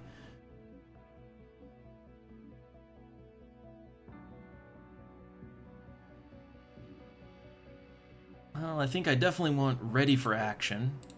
I do think that's a good one, it's just there's usually other things that are more gooder before you have the points to spare for that. Till the end of turn, explosives get plus 50% range. AP cost of a handheld rocket and grenade launchers reduced by 1. So far, we don't actually use handheld rockets or grenades. We actually haven't researched that yet.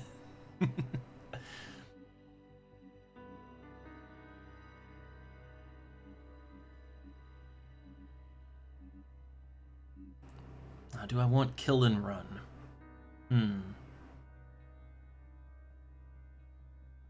A free move after killing an enemy would be neat, but not necessary. I'd say most of the perks that are left they fall into the neat but not critical area, at least for me. So it's at this point I'd flesh out the stats. So speed's good, that's maxed. You know, the heavies are kind of bad for that, so good on them. Yeah, I guess just more hit points, right? Because you don't want to die, so get more hit points. But then again, willpower, especially as the delirium gets worse and worse. Like, yeah, I guess willpower would kind of be, what you want.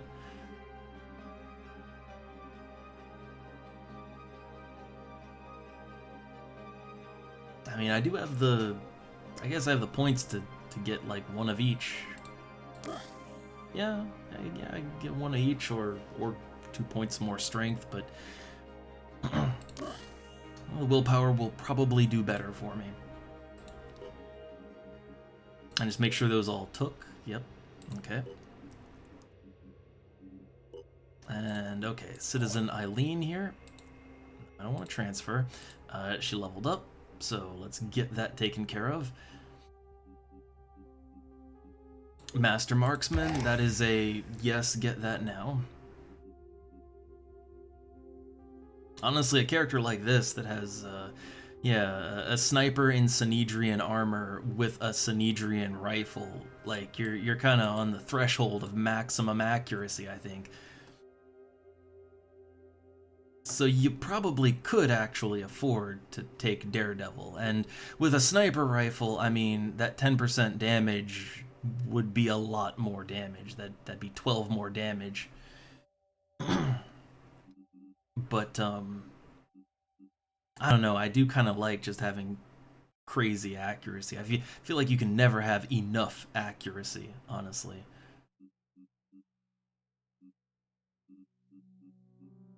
But I'll save some points up. I'll save them points till I can get armor break. I think that'd be the way to go. Like, the thing is, these Synedrian rifles, they do good damage, more than the Phoenix ones, and they have great accuracy, but they don't have any armor penetration or armor shredding. So if they run into armor, they got problems.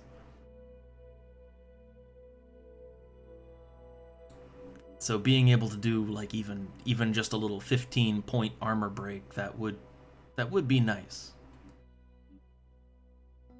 But I guess if you're gonna do that, you will need more willpower. Like you'll need to bulk up on that.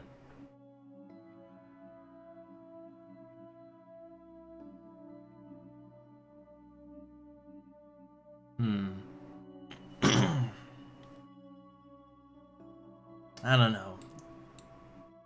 Willpower, like I want to get that willpower. I want to get that armor break. I want to get it all. I want to get more speed too. I guess we'll hold on. We'll hold off on leveling Eileen. For now, we got our Master Marksman. That'll give her a huge accuracy bonus at a distance, which is 99% of the shots that she's gonna take. And if she's not long distance, then she's definitely gonna hit her target. So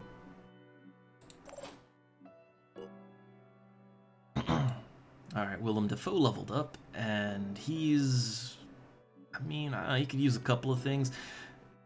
Next level is shred resistance, we want that, but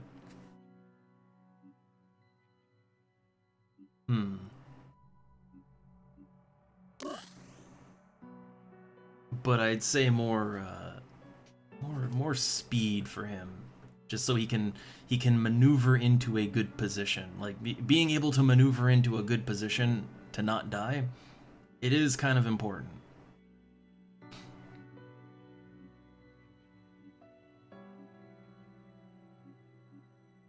Very tempted to spend all of my points just to get a little more speed, but it's not that worth it, I don't think. Yeah, I'll hold off on him. Alright. So yeah, everyone on the Manticore Prime is fully rested now. We could go and do the 6th initiation. Alright, so we're exploring one site, and we're hitting up the next, the next diplomatic mission. Synedrian Haven is under attack. Uh-oh. Oh, good, it's right over here. 17 hours, though. 17 hours it's quite a distance. It's 18 versus 13. They should be fine, but,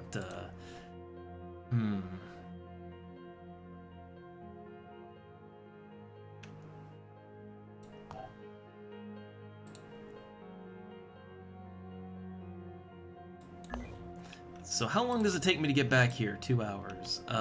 If I slap the speed module on, it'll make a big difference.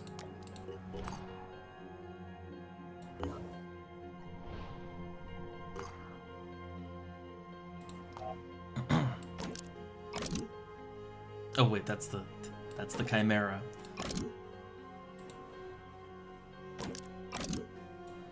Alright, so should get there just a little bit quicker now, right? 13 hours. Honestly, even when we had to backtrack like 2 hours, that did shave off. Yeah, it still reduced our overall time by like 2 hours. So, oh, nothing found, like a good nothing. Ooh, plot. This is Station Sigma 7-1. This one's new to We me. need immediate evacuation. I repeat, we need immediate evacuation. The facility has been compromised. Specimen 2 escaped the containment chamber and is roaming throughout the lab. You need to get us out of here and purge the entire facility. The specimen mustn't be allowed to escape into the open. If it does, it's released the strain variant. I'm initiating the self-destruct procedure. The strain must... Ooh, looks like we got fun things happening. Oh, okay, that's the Acheron autopsy. Ooh.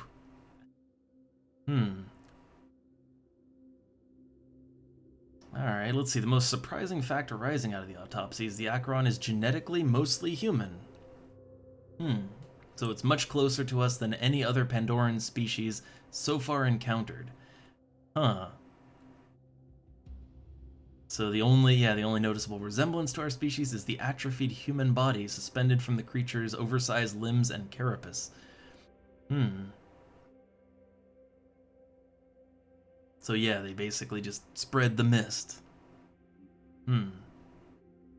Fast, can jump.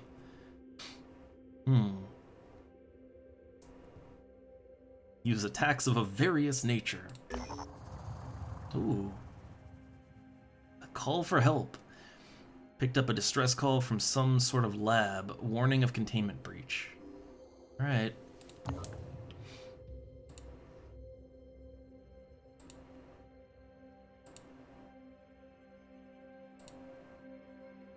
So is it this one? Favor for a friend, yeah. Well, there's a lot going on in the world, but I don't know if we can deal with all of it. Like, I don't know. Let's see if we can get to that haven in time. Although, I think they're okay, and as long as they don't... Like, as long as their defenses don't get overwhelmed, I think they do just fine.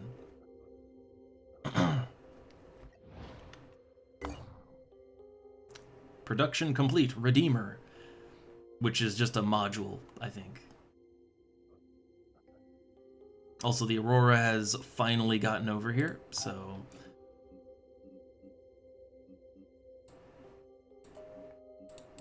Yep, pop him onto the Aurora, and let's bring the Aurora back home to Phoenix Point.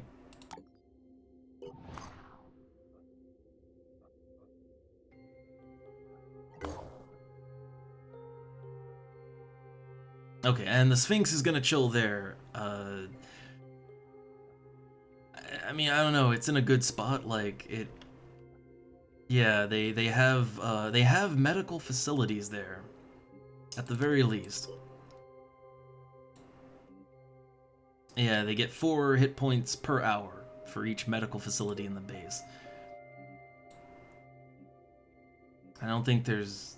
Is there a stamina facility, or is that just... I mean, I think everyone just recovers stamina over time.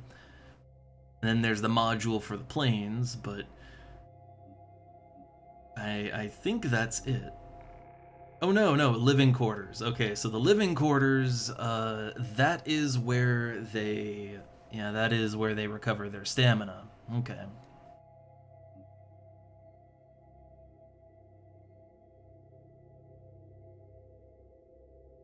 All right, but they got that. They got a medical bay and a living quarters, so they're doing just fine over here.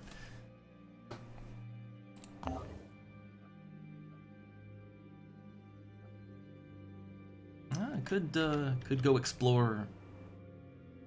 Could go explore that. But there's there's a bunch of other missions popping off now. So let's see if we make this one in time. If not, it's cool. Alright, Mind Fragger, yep. I mean, we know how it works. We've seen it.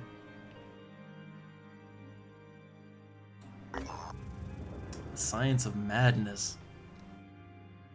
Alright, something strange is happening in a haven deep in the mist. We're receiving reports suggesting a mass psychoneurological affliction of some sort.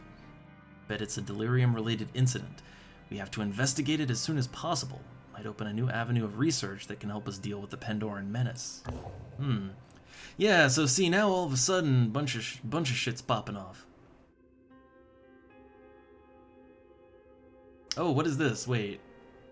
Haven, Arapka, Pandorans.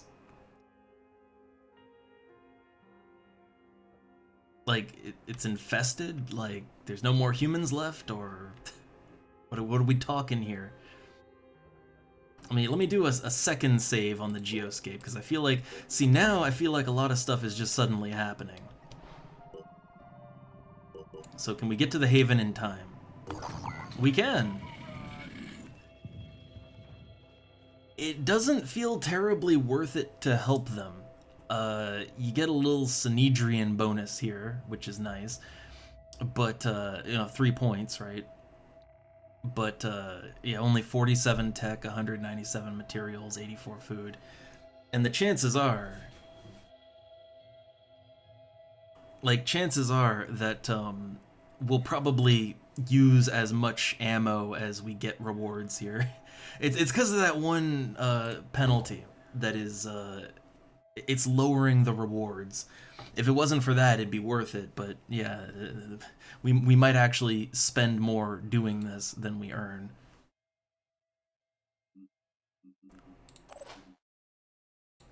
Alright, well, let's see. So this is, yeah, I haven't used this team in a minute.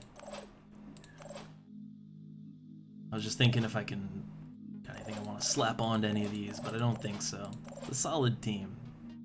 It's like, what, 2 assault, 2 sniper, 2 heavy, not the most diverse, but it's some good characters.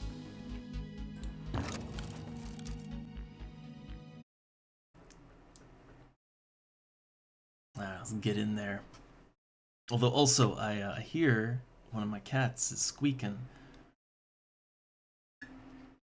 So I think once we get in, I'm gonna have to take a quick AFK to feed cat.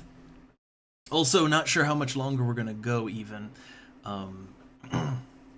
It is like, it's almost 2 o'clock here, so I'm getting a little hungry.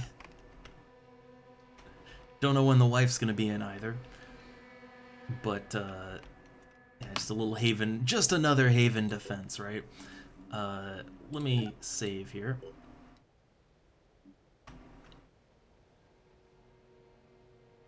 Part of me thinks, oh, I get up and, like, tend to the cat, and, oh no, then wife will be here, it's lunchtime, and, like, oh, will I have the time? I don't know. But, we'll see, we'll see. So, 1 second. Let's go ahead and put the old AFK text up. So, I'll be right back. Cats be hungry. 1 sec.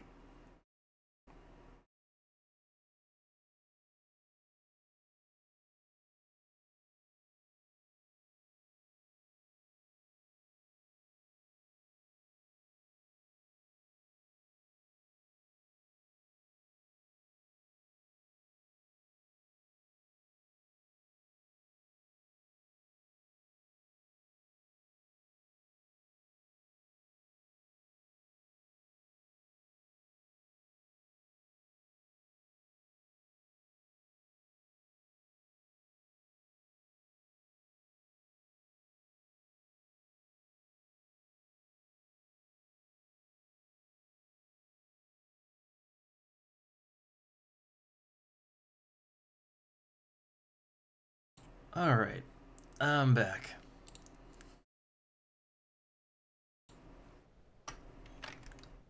Very hungry cats. But yeah, I don't know. I don't know if we'll finish this mission here, because I just know, you know, it is getting late on here. And I am getting hungry. But let's see what we got. Let's see what we can do. And I mean, hey, if we can find some Haven defenders, and we're very lucky, then I guess technically, you know, we might get like... I'm prepared. It might join us, maybe. We'll see. Alright, so where do we think the Pandorans are?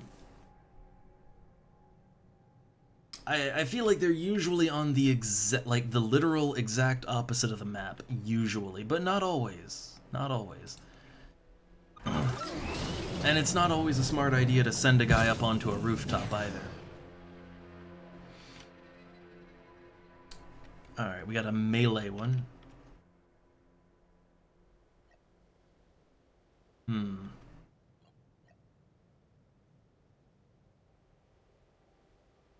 Alright, well, I'll get behind a tree for all good it's worth. And we have a second heavy, so we'll go ahead and jet jump him over here. I do like the jet jump for just kind of, you know, covering a lot of ground and...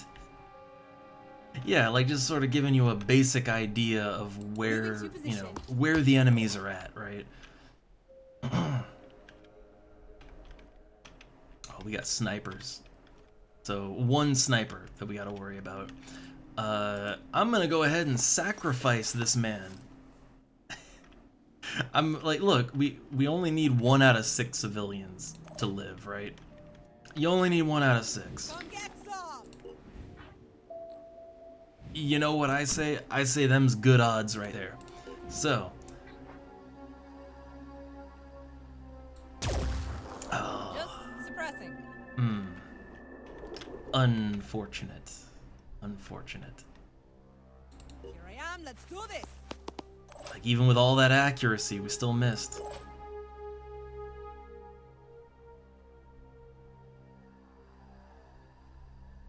I'm on the move. Now, I think Elaine has the better accuracy out of the two of them. Yeah.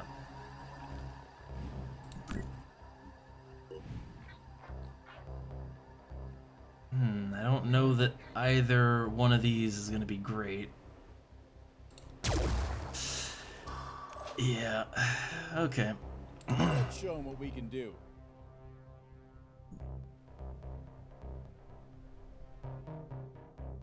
So I think really the answer here is we just got to get closer. The answer is just get closer. Don't try to snipe from the other end of the map. It only works out for the AI.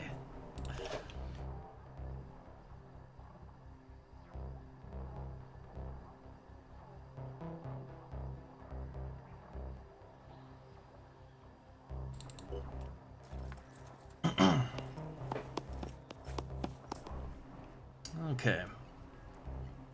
And let's see what happens. Let's see what we can do.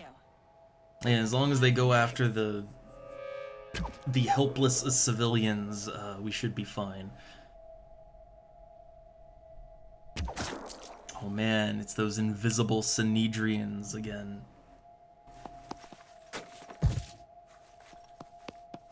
Well, hopefully they help us out and actually do something.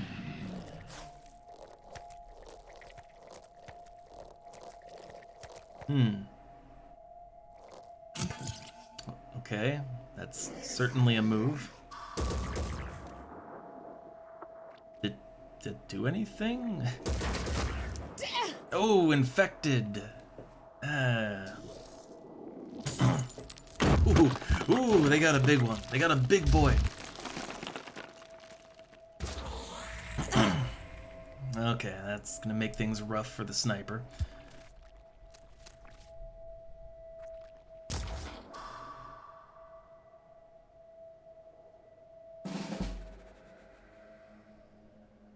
So I'm actually kind of surprised that they completely ignored, yeah, they completely ignored the civilian. They just went straight after me. Channel open.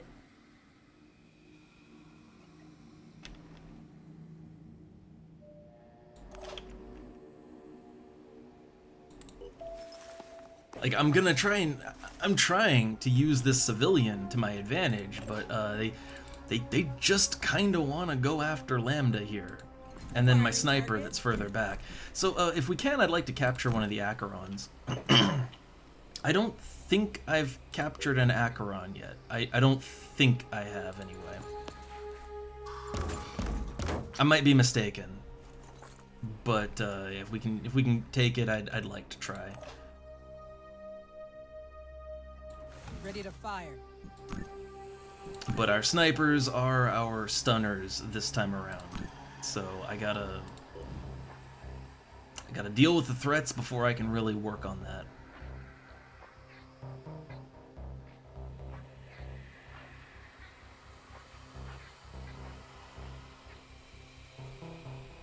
Just go for the head. No fancy trick shots here. I'm prepared.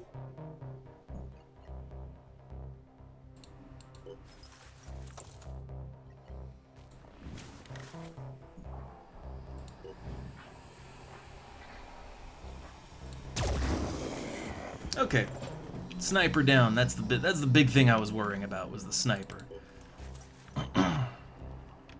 Ready.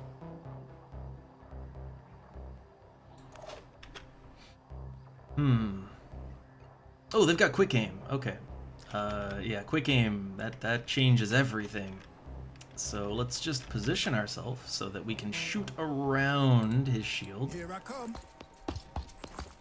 Claim up that Sanhedrian sniper, because they may join me.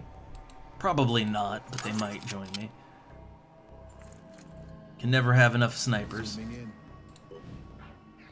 And yeah, he's very dead.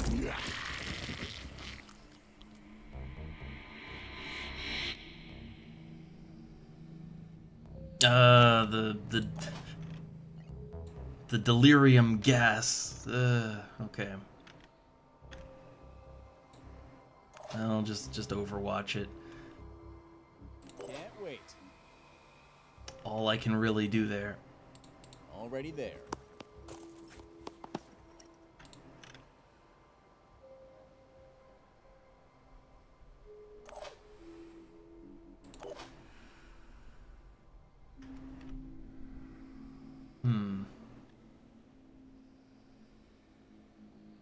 Rolling out. Alright, I don't know if there's any more enemies than what I see.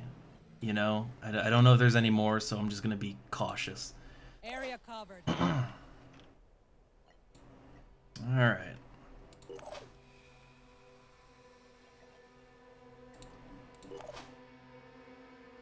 Is there anything else we can do here? No, not really. Not really.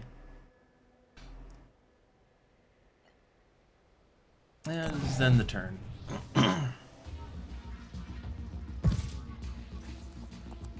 I guess I gotta watch out that the Sanhedrian infiltrator doesn't like kill the one I'm gonna try to stun.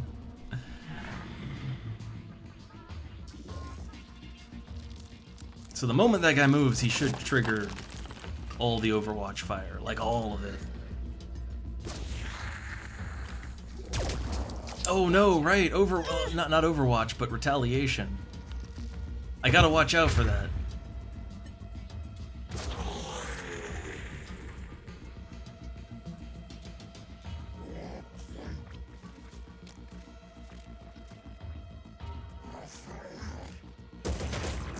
Man, they really want to take that sniper down.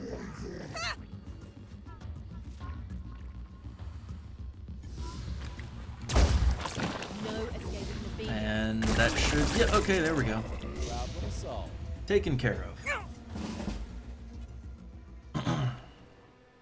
Alright, but we're in a great spot right now. Like, we're in an absolutely perfect spot. Right up the ass. There we go.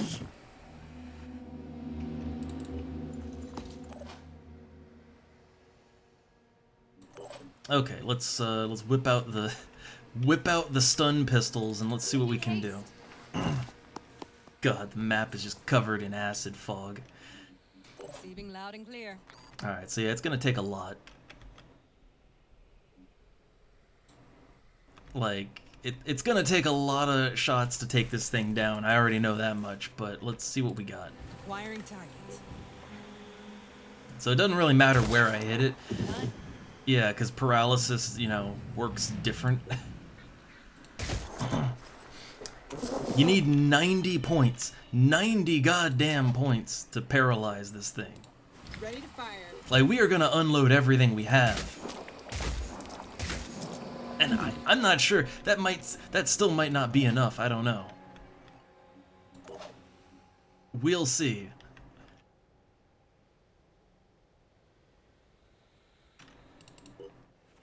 Alright, let's claim up this guy.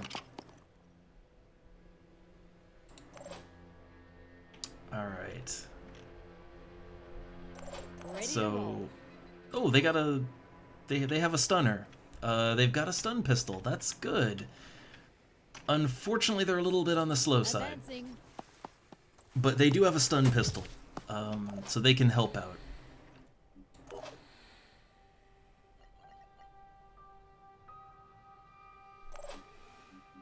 Ready for action. Hmm. Right there.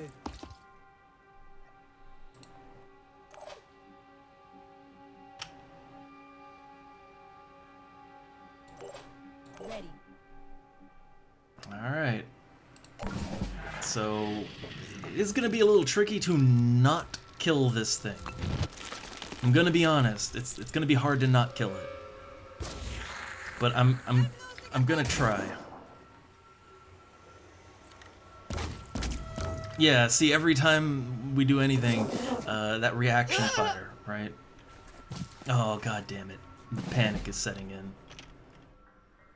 The panic.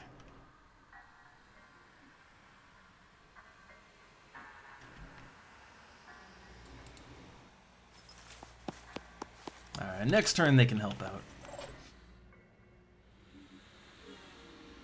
No choice but to keep going. I'm gonna try dashing.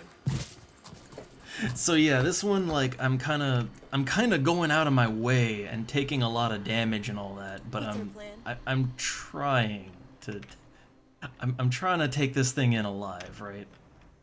I'm really trying. Now, if it's at the cost of one of my own guys dying, obviously that's no bueno, but Heading out. I'm gonna try and wrangle it. Alright, I'ma try. Okay, yeah, they're just panicked, can't do anything.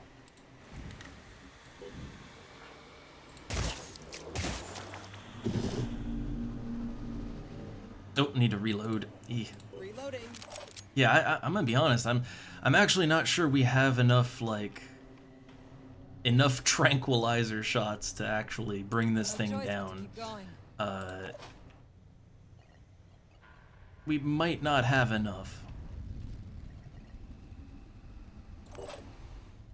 Ready to roll.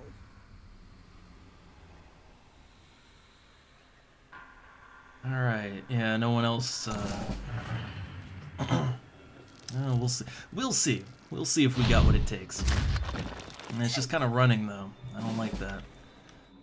Receiving. Ready to rock. Alright. Like this one, Ready to rock. they don't have a lot of movement on them.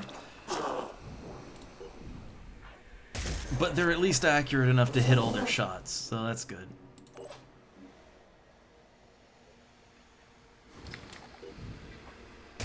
Yeah, we don't have to get any closer than this.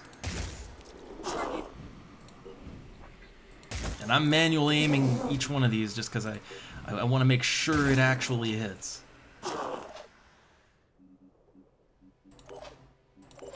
Guess it's my turn. Guess it's my turn. Okay, Eileen is still just losing her shit over there. Okay. Quickly. I was kind of hoping I could at least, like, bait them into attacking the civilian, but it doesn't seem like they're interested in that. Like, look, hey, juicy civilian, come and get it, right? You know you want it. No, no, it just wants to just keep doing. Oh no, now we're all panicked. God damn it. Now we're all just losing our shit. Okay, okay.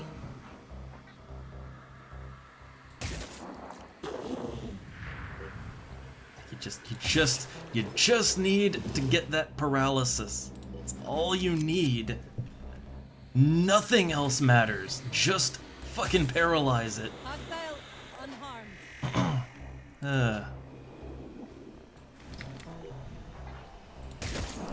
Hostile damage. If this rando can do it. They ran out of juice. They ran out of juice. Okay, so I think everyone over here is just kind of losing their mind with panic now, right? Yeah, I can't really do anything. Like, come on, look at me. Juicy civilian. Take a bite. Like, this is terrible, but like this is what happens when you try and go out of your way to get a stun, right? This is what happens. This is what it looks like when you go way out of your way to stun the goddamn Pandoran. Okay. We done it. I think that's one that I need to capture. I think. Could be wrong, but I think that was a good move to go for the capture. Alright, so Elaine leveled up. That's good. Like, she's getting close to 7.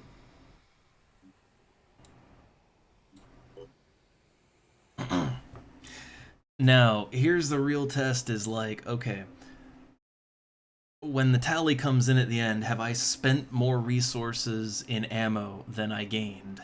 That's the question. Because those stun bullets are not cheap. Yeah, we got 47, 197. Failed to identify the origin. Okay, no, we earned more than we spent, but still wasn't very rewarding.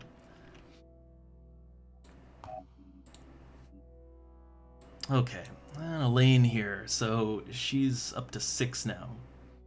What do we got? Okay, killing an enemy grants an ally an additional will point. Or I guess all allies, I guess, right? Well, that's good for a sniper. Field Medic. Restore 10 hit points and 10 armor points to all body parts of the selected target. Disabled body parts are restored. That's actually quite nice. Like, the actual healing is incredibly tiny. Like, 10 hit points is nothing, but 10 armor, armor is on a different scale, so, like, 10 armor does matter. And I guess also it can restore body parts, so... And I have no idea, Vexus. Again, I've never beaten the game, so I don't know how far we are in, but, I mean, I'm about to be, once I do the mission for them, I'm about to be allied with all 3 factions at the same time. I feel like that alone is quite the progression. I did knock out another step of the plot missions this time around, and I mean, I don't know, it does seem like we're gonna find something very useful, but I don't know. I honestly, it's hard to tell where we're at. That's the thing, I have no idea where this plot's gonna go exactly. It's not like XCOM where it's just like, you know the aliens are attacking from somewhere, and then you're like, oh, it's Mars, we gotta go there, and so it's pretty easy to tell, you know, when you're gonna, when you're about to win, right? But this one, I have no clue where it's going. Which is honestly good. I like that, as far as the mystery of what is even going on, I like that I don't know. It's not too predictable for me.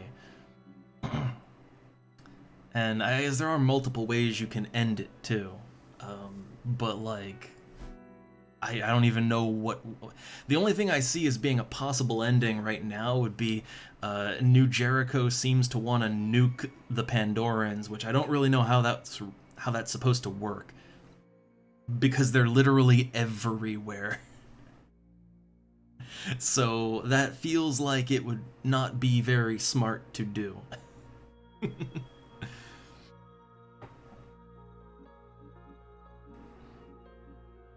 Like, look, we can get rid of the aliens if we just nuke the entire planet.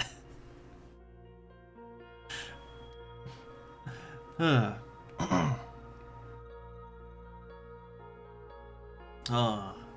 mean, there is like some Steam sales coming or already on, right? Like, this is a bunch of stuff. I don't know. Like, there's a lot of good games out there. Too many to even just like think off the top of my head of a good one.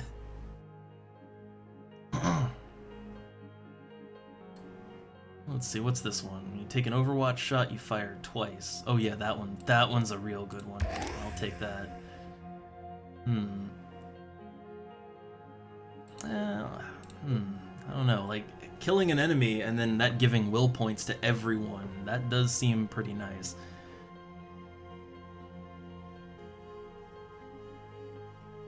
But then again, speed. Just being being able to cover more ground is always good.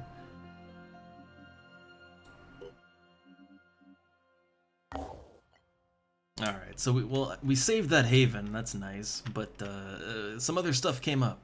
So we've got the 6th initiation, favor for a friend, deploy a search and rescue team to the infested haven. Like, there's a lot of stuff going on here.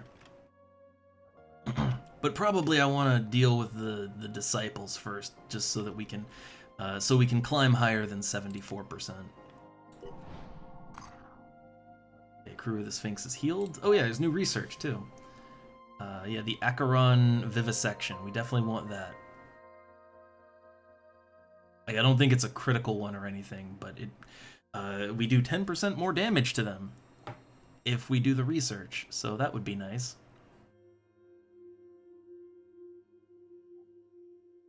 Which, let me just take a look at it real quick. So I did, yeah, we captured an Acheron, and oh, I have a Siren too. I think I already vivisected one, but I'm not sure. But we got that. And then we got a little poison worm, got the Mind Fragger. And then the Acheron is what we just captured, and I do like the look of it, I'll say that. Got this weird thing, and then just a vaguely humanoid corpse thing just kind of hanging off the bottom, right? Good design, I like it. You can harvest it for 120 mutagen or 72 food, which is nice. I haven't been melting down too many Pandorans into food yet. I haven't really needed to. But yeah, let's add the vivisection on there. Alright, and we got a plot critical one. I'm trying to get more of that plot critical stuff out of the way. But yeah, when it comes to the factions, I feel like New Jericho is incredibly short-sighted. Like, incredibly. It's basically just get in there and blow them crab mutants up. Humanity, fuck yeah. But it's not really, like, it's not really looking into, okay, but like, where'd they come from? What is this? Why is this? Like, you know, it's not really looking into anything. It's just blow it up. Which may or may not be the solution to the problem.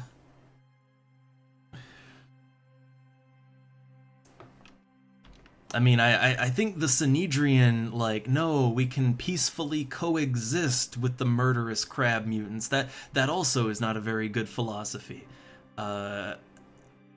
Probably the one that's gonna win, but isn't really great, is the Disciples, right? Where it's just embrace the crab, become crab. I mean, that's the most likely one to actually happen, and you know... the way the planet's turning red right now, but it's not great.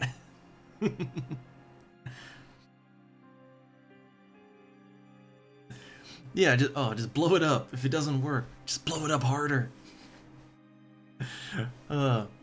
See, I think here's the thing, right? Like the whole like nuke it from orbit like that would work better in XCOM, where the aliens are just sort of a more standard threat, right?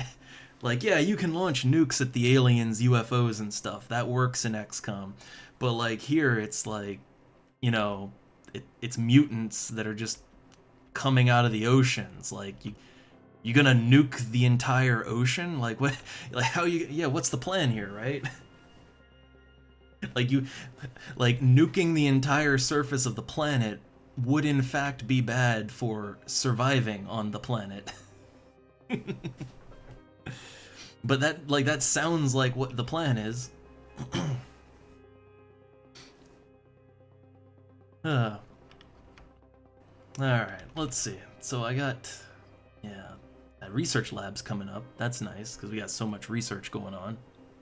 But that initiation, the 6th initiation, let's get in there. Though I don't know that I'll have time for it. I might want to save that one for the next time. Ooh, we got a report. What's new? Pandoran Citadel. So that would be, I assume that would be the next step up from, there's like the nest, and then there was something else, I forget what it was, but we've experienced 2 tiers of Pandoran bases. So we're on the 3rd tier now. Oh man, I accidentally I hate that right click accidentally cancels it, but I mean, I saw the important thing, which was the Citadel.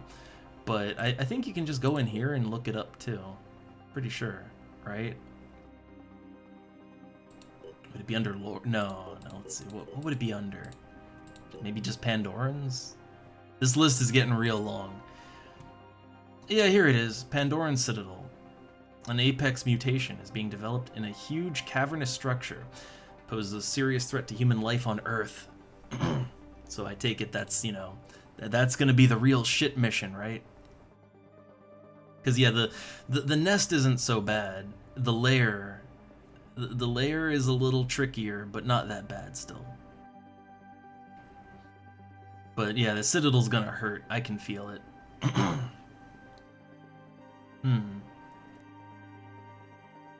Yeah, there's so much. Like this list is getting real long. It's getting really long. The spawnery. Which, as far as I remember, like when I did that one mission, I don't remember the spawnery actually doing anything. It just sort of exists. Just kind of existed, and you know, waited for me to. It did nothing as I very, very slowly blew it up.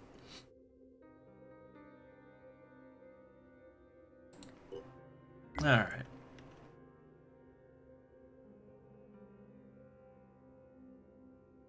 Yeah, that's another thing. Like, I gotta say, the whole mist. Like, I mean, I guess there is the Sanhedrian, you know, the idea of repelling the mist, right?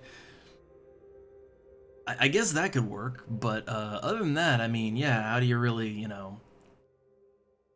Like, if the plan is just, you know, firepower, that doesn't really work for getting rid of the mist, not since it comes out of the ocean, you know? So I don't really know what the plan is to just overwhelm it with firepower. It doesn't seem like a great idea to me. Ooh, some things pinged, but it didn't give a message. Alright, so what is the mission?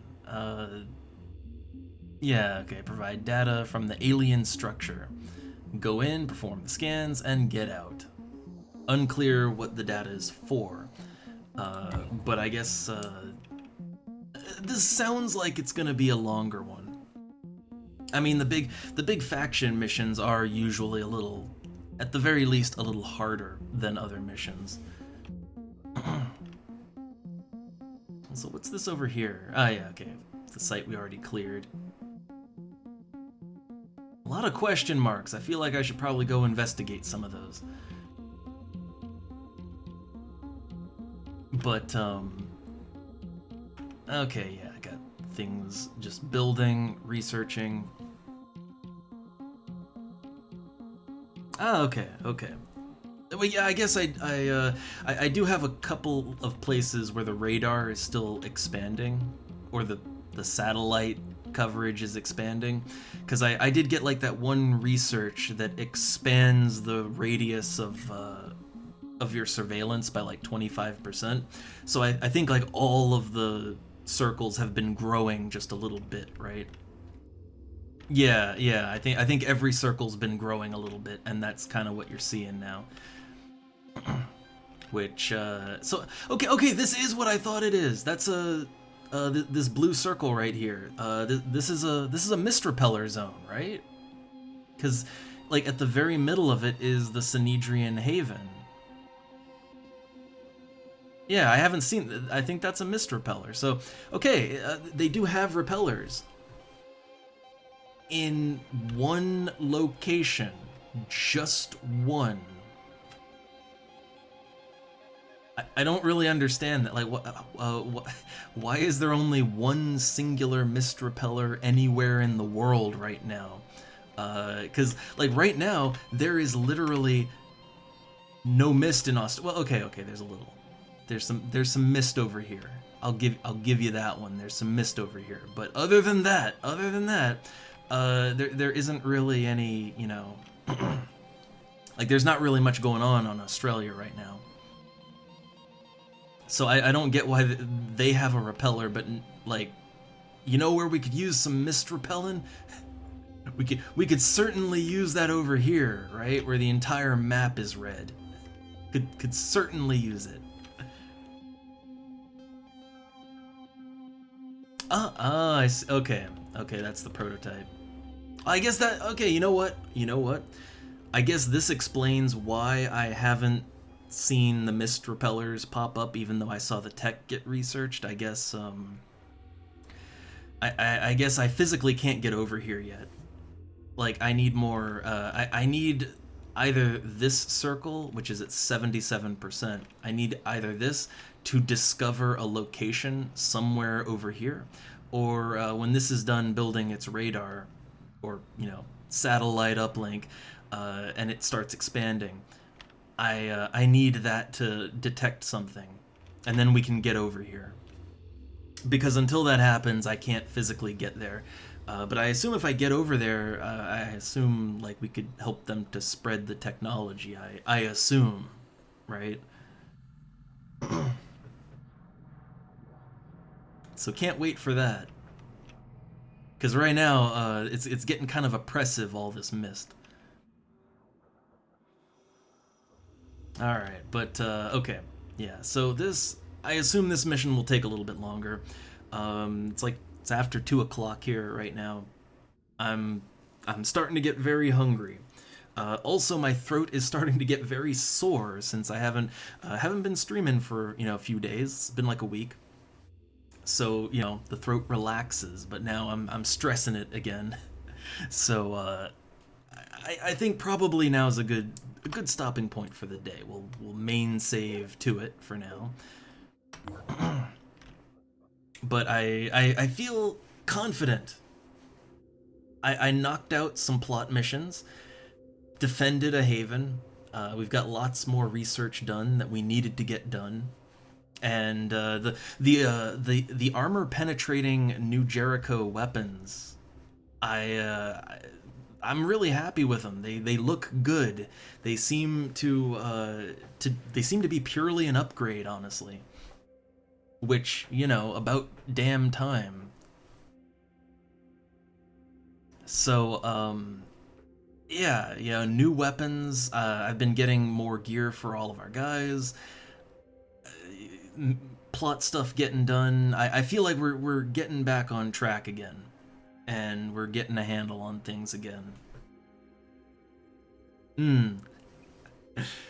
Yeah, I mean, look, I don't want to border into hubris, but I feel like for quite a while I was just I was feeling like I couldn't even do the plot missions because there was so much other stuff happening, and you know, like everything was getting out of control. But now, now I feel like we're a little more in control. I don't have a ton of resources, but we have enough. Like, we have enough tech and materials that we can get stuff done. I have plenty of food, so I can trade that for more of whatever I need. Yeah, I feel like we're in a good spot right now. But that's just because the game really bumped up in difficulty, and I was not prepared at all.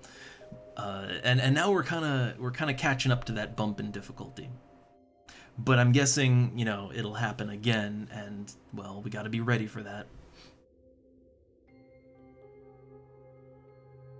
But yeah, I am enjoying my run of this. It's longer than I thought it was, but I'm enjoying the time. Can't wait to see where it goes. But for now, yeah, my throat's getting pretty sore. So I'll get out of here, and for anyone that enjoys the Thanksgiving, have a good one. I'm gonna have my whole chicken and some potatoes and corn, just to get in the mood of things, for that taste of home, right? But otherwise, just, you know, have a good Thursday. Alright, till next time, let's get out of here. I'll see you all next time. Later.